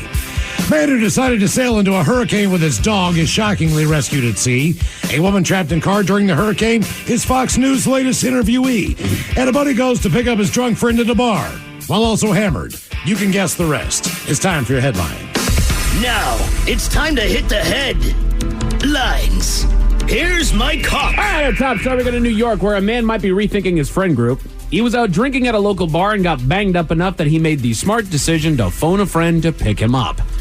So you can imagine his frustration when his buddy didn't show up. Turns out that his buddy did indeed jump in the car and make his way toward the bar that he was at, but he was just as banged up as he was. And he wasn't about to leave that beer that he was currently drinking behind, so he just brought it with him. Kept it right there in that front cup holder. So, yes. And he made the voyage to the bar. Police eventually stopped the buddy after he was driving erratically and arrested him for DUI before he even got to the bar. They put out a social media post where they were like, "We commend the guy for calling a friend and not driving. Just wish his buddy would have done the same." It's like, can you give that dude a ride home? Yeah. Or say, "I can't." Right. I'm drunk. Right. Well, what I'm saying is, like, I know it's not the cop's job, but he made a good decision. Like, real quick, it's a 25-minute drive. You can take him home real quick. Yeah.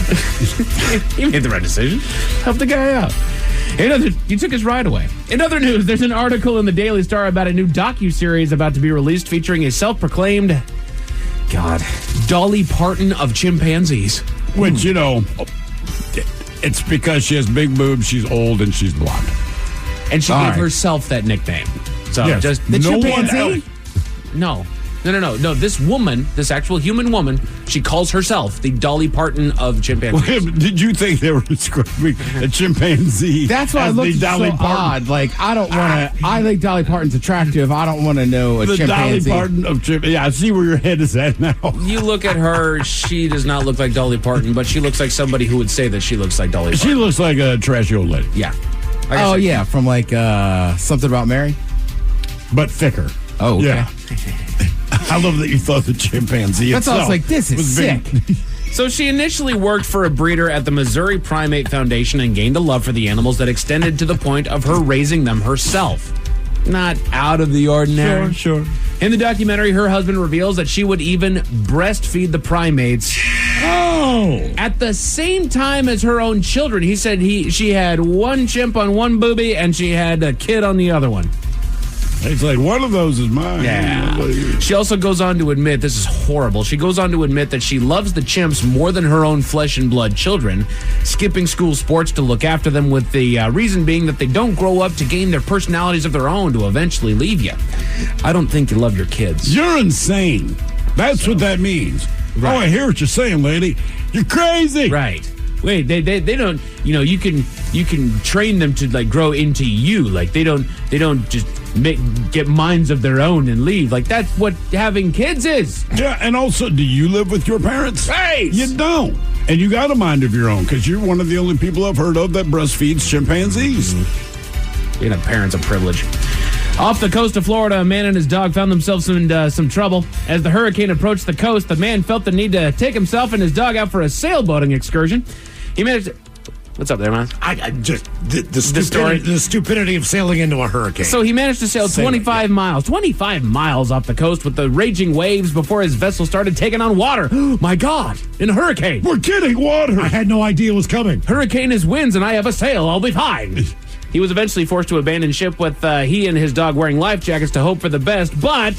Thankfully, there's good news. Thank you, Alan. The Coast Guard was alerted and got to the scene to pull his dumb ass out of the water, but the actual good news is his dog was saved as well from his own stupidity. So, don't take the dog, right? If you want to do that, be dumb for yourself, fine. Don't take the dog. If I'm the Coast Guard, I'm like, it's one of your two ideas. I'm going to say it was yours, sir. We're grabbing the dog. Yeah, that's right. You know what? You go ahead, stick out here. We're going to say the dog and bring it out there. And you know that dog is like going through its mind like, how do I say you're a dumb mother effer? Right. He was still holding his beer above the waist. The Busch Light tall boy.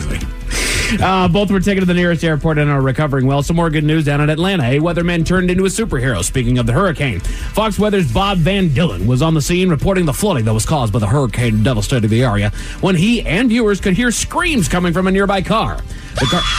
Yeah, pretty much. The car was highlighted during the report as she had charged head-on into the water, stalling out the vehicle, which started taking on water. but as the report went on, the screams continued and became more panicked and frantic. Not willing to wait any longer for responders to arrive, the weatherman cut the report short and charged in the water himself, freeing the woman from her car and carrying her to safety. Yeah, he said she was like talking gibberish. She was so freaked out. Yeah, she was. I bet. She was pretty sure she was going to die. Men's Room Sports. College football is on the night. The Huskies are taking on Rutgers as we speak, with that game currently underway on Fox. You've also got preseason Kraken hockey on Kong tonight, starting at 7. The Mariners are also on tonight for their last series of the regular season. First game is tonight at 7, tomorrow at 6:40, and then a noon game to wrap the series up on a matinee. All those games over en route. Go support the Mariners in their last few. Say goodbye to the Oakland A's, That's man. right. Yeah. More college football on tomorrow on ABC, NBC, CBS, Fox, and ESPN. The Cougs take on Boise State tomorrow night at 7 on FS1. You've also got another preseason Kraken hockey game on Kong tomorrow at 6 p.m. And your Seattle Sounders host Houston Saturday night at 7:30 on Apple TV. Ted, there's also something else going on tomorrow afternoon. Yeah, I keep trying to mention this. Tomorrow morning down at Seattle Center, right there at the International Fountain, the walk to end Alzheimer's. You can register at 9, walks at 10. My friend works for him. I mean, it's a terrible disease. You ever know anybody that's been your parent or a grandparent's been affected by it? And you can go to the website and donate too. What was that website? One more time, if you would, please. Mike, I don't have the website. Just Google my bad. Alzheimer's Foundation. Alzheimer's Foundation Google walk tomorrow. Yeah, tomorrow morning. Pacific Northwest. Then on Sunday, we've got NFL football on CBS and Fox, leading into Sunday night football as the Bills go into Baltimore to take on the Ravens. Let's go! That game on NBC at 5:20. And as Ted said, remember the Seahawks play on Monday. You've got an open Sunday. Enjoy Red Zone. Enjoy Sunday night Enjoy football. the traffic. Yeah, no kidding. Do something. As far as your weather, it's going to be cloudy all weekend long, but they said that about today, and it's beautiful out there right now. However, you got some interspersed sun breaks and trickles of rain here and there, as well as the temperature hanging right around the low 60s. Good news is Monday should be mostly sunny with a high of 65. It's going to be nice. Beauty. And that's it for your headlines with that. Mike Hawkins out. Enjoy the weekend. Be safe out there. The lovely Jolene is up next. Yes, indeed, it's all true, but in the meantime, well, we be all about this bitch. So until next time, please enjoy your weekend and do what you do best. Stay beautiful. The Men's Room has been taped before a live studio audience. Wardrobe and makeup provided by Mantastic Limited. This has been a presentation of the Men's Room Radio Network. Oh, man! A Double Flush production. This episode is brought to you by Progressive Insurance. Whether you love true crime or comedy, celebrity interviews or news, you call the shots on what's in your podcast queue. And guess what? Now you can call them on your auto insurance too, with the Name Your Price tool from Progressive. It works just the way it sounds. You tell Progressive how much you want to pay for car insurance, and they'll show you coverage options that fit your budget. Get your quote today at Progressive.com to join the over 28 million drivers who trust Progressive. Progressive Casualty Insurance Company and Affiliates. Price and coverage match limited by state law. You're working from home. You settle in with a cup of coffee, ready to get the day started. Before you look at that to-do list, turn on your favorite Odyssey sports station on your smart speaker. We'll keep you company and bring you the latest updates from your teams while you tackle your inbox or get ready for another meeting that probably could have been an email. Power through the workday with the entertaining sports coverage you love from the local voices you trust. Just ask your smart speaker to play your favorite station.